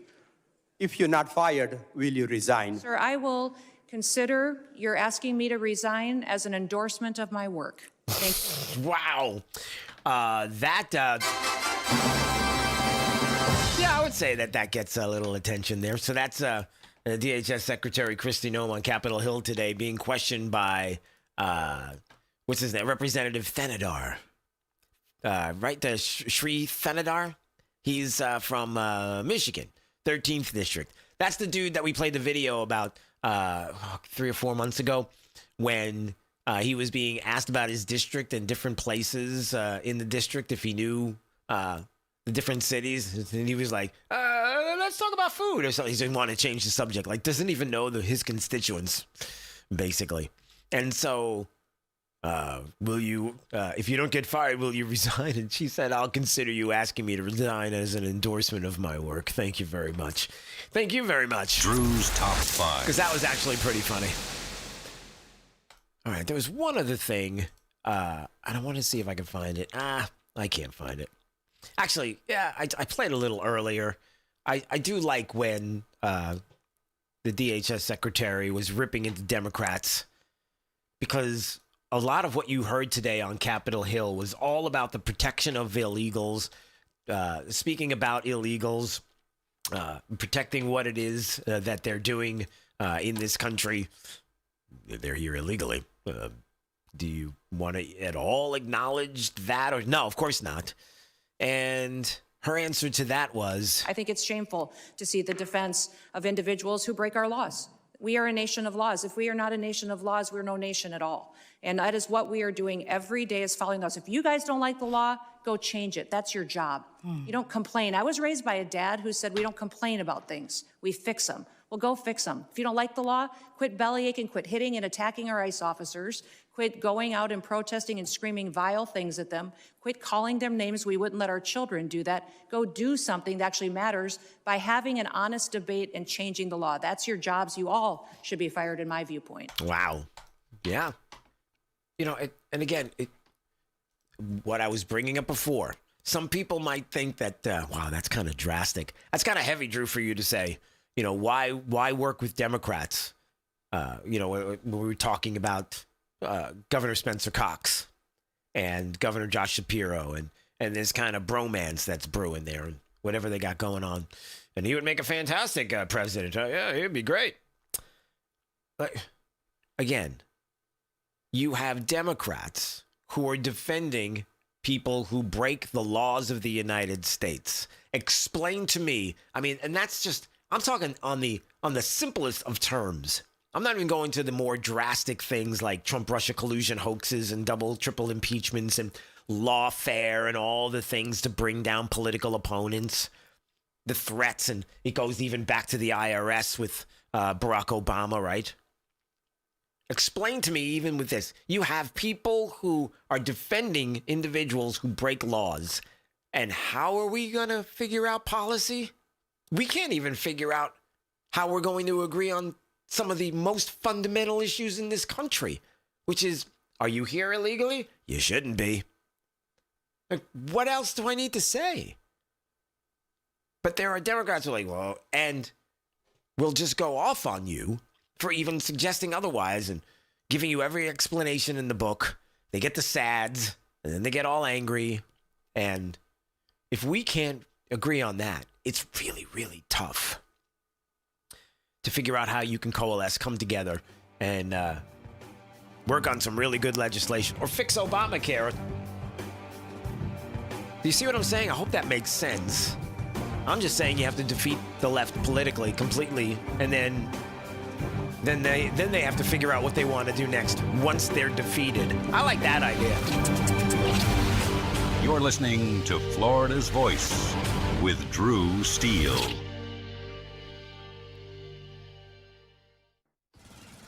Babes, what are you doing? What? I'm just mowing the lawn. No, it's blazing hot and dry out here. Don't you remember? Smokey Bear says. Avoid using power equipment when it's windy or dry. Where'd you learn this? Oh, it's on SmokeyBear.com with many other wildfire prevention tips. Right. Thanks, honey bear. Because remember, only you can prevent wildfires. Brought to you by the USDA Forest Service, your state forester, and the Ad Council. All right, son. Time to put out this campfire. Dad, we learned about this in school. Oh, did you now? Okay. What's first? Smokey Bear said to. First drown it with a bucket of water, then stir it with a shovel. Wow, you sound just like him. Then he said. If it's still warm, then do it again. Where can I learn all this? It's all on SmokeyBear.com with other wildfire prevention tips, because only you can prevent wildfires. Brought to you by the USDA Forest Service, your state forester, and the Ad Council. You know, a lot of times you have to choose between something high quality or something that saves you money. But if you could get both, why not? Especially when it comes to health care, and that is MediShare. You get both. Many families save $500 a month with MediShare, and that's huge. But it's also true that people wind up way more satisfied, too. The member satisfaction rate for MediShare is double that of the typical health insurance plan. Double. That's because MediShare works. It has for more than 30 years. It's a community of Christians who have shared more than $5 billion of each other's bills. People love having telehealth. They love the huge PPO network. So, yeah, really, you can save a ton and like it better. Imagine being happy with how you're taking care of your health care. So if you're self-employed or part of the gig economy, or you just want a plan you're happy with, you can call right now and get a price in 2 minutes. Here's the number. Just call 855-SHARE-40. That's 855-SHARE-40. 855-SHARE-40. Hey, it's Drew Steele. Look, if you're looking to take advantage of today's pro-business environment and strengthen your financial future, certified financial planner professional Alfie Townsend and his team at Advantage Retirement Group have got you covered. They specialize in advanced tax strategies, risk management, and retirement planning, all aimed at helping high net worth investors like you thrive. Now, Alfie wants to share those insights with you with his book, Keeping You on the Retirement Fairway. It's packed with practical tips and forward-thinking strategies to help you make the most out of your hard-earned wealth.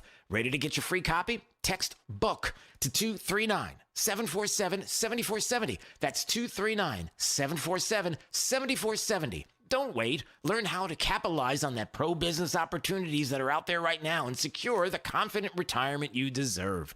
Once again, text BOOK to 239-747-7470 right now, and let Alfie Townsend and Advantage Retirement Group help guide you toward a stronger, more confident financial future. We're with Bridget, whose husband won't be home for months, and whose daughter is due any day. We're with Mike, who's leaving home to protect his family and yours. We're with all service members and their families who need community, connection, and maybe a bit of magic. Are you with them? Learn more at USO.org today. We're with Liam after his 4th military move. When being new is starting to get old. We're with Tara during the holidays when she misses home the most. We're with all service members and their families who need connection, comfort, and a home away from home. Are you with them? Learn more at USO.org today. Now, back to Florida's Voice with Drew Steele. I got my Cabernet Sauvignon here, and I had some vanilla ice cream in my freezer, so we're doing this. No. This looks gross. Ugh. Okay, let's see. All right, Cabernet. We got my vanilla ice cream. Okay. It's gross. It's absolutely disgusting. Would not recommend. Good. All right. Well, then that's nice. All right. So that's a TikTok video, D, of course, because why not? A food hack that people are doing. Vanilla ice doused in red wine. You just take a bowl of ice cream and you pour red wine over it. No thanks. Yeah, no thanks. And I guess the first little bit of honesty, it feels like, from some of these TikTok influencers. Because typically they'll do something like this and it'll be like, oh, it's fantastic. It's delicious. You're going to love it.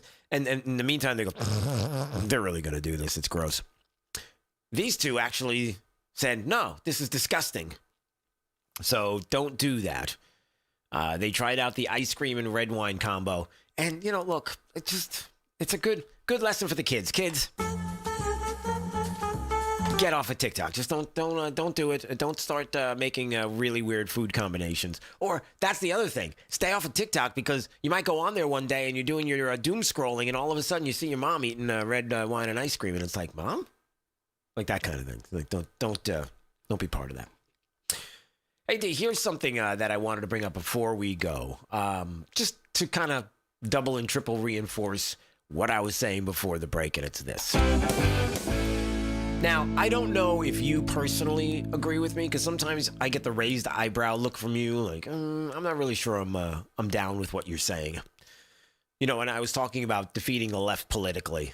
Like, they have to lose, because when you have all the examples that I brought up, Trump-Russia collusion, impeachment 1, 2, and 3. You have the doxing of individuals, the taking of free speech off of social media platforms, the IRS scandal, the all these different lawfare going against Trump, all of these different things, right? How do you work with a party that clearly wants you destroyed? Like, how do you okay, yeah, we'll sign off on 2 years of the ACA, Obamacare, the payments there for the subsidies, but we got to fix it. And the Democrats are like, yeah, okay, we'll fix it. We'll get with you guys as soon as possible, and we'll work on a fix. Okay, like that's what they're doing. They're laughing at us. How do you work with people like that? And I might give this example as a crazy example too from today. I forgot about this clip. This should have been in the top 5 audio clips. Did you see the beginning of Kristi Noem, DHS secretary on Capitol Hill? Here's how everything started out today. The left's nuts. My family with me. I'd like to introduce them to you. Disruptions of congressional business is a violation of law, is a criminal offense under federal law. Audience members are advised to take their seats and maintain order. If you can't see what it is, I'll describe it. So just so you know, a leftist dressed as a Catholic cardinal and interrupted Kristi Noem's opening statement, dressed as a cardinal, holding a cross, saying that the power of Christ compels you to stop the ICE deportations.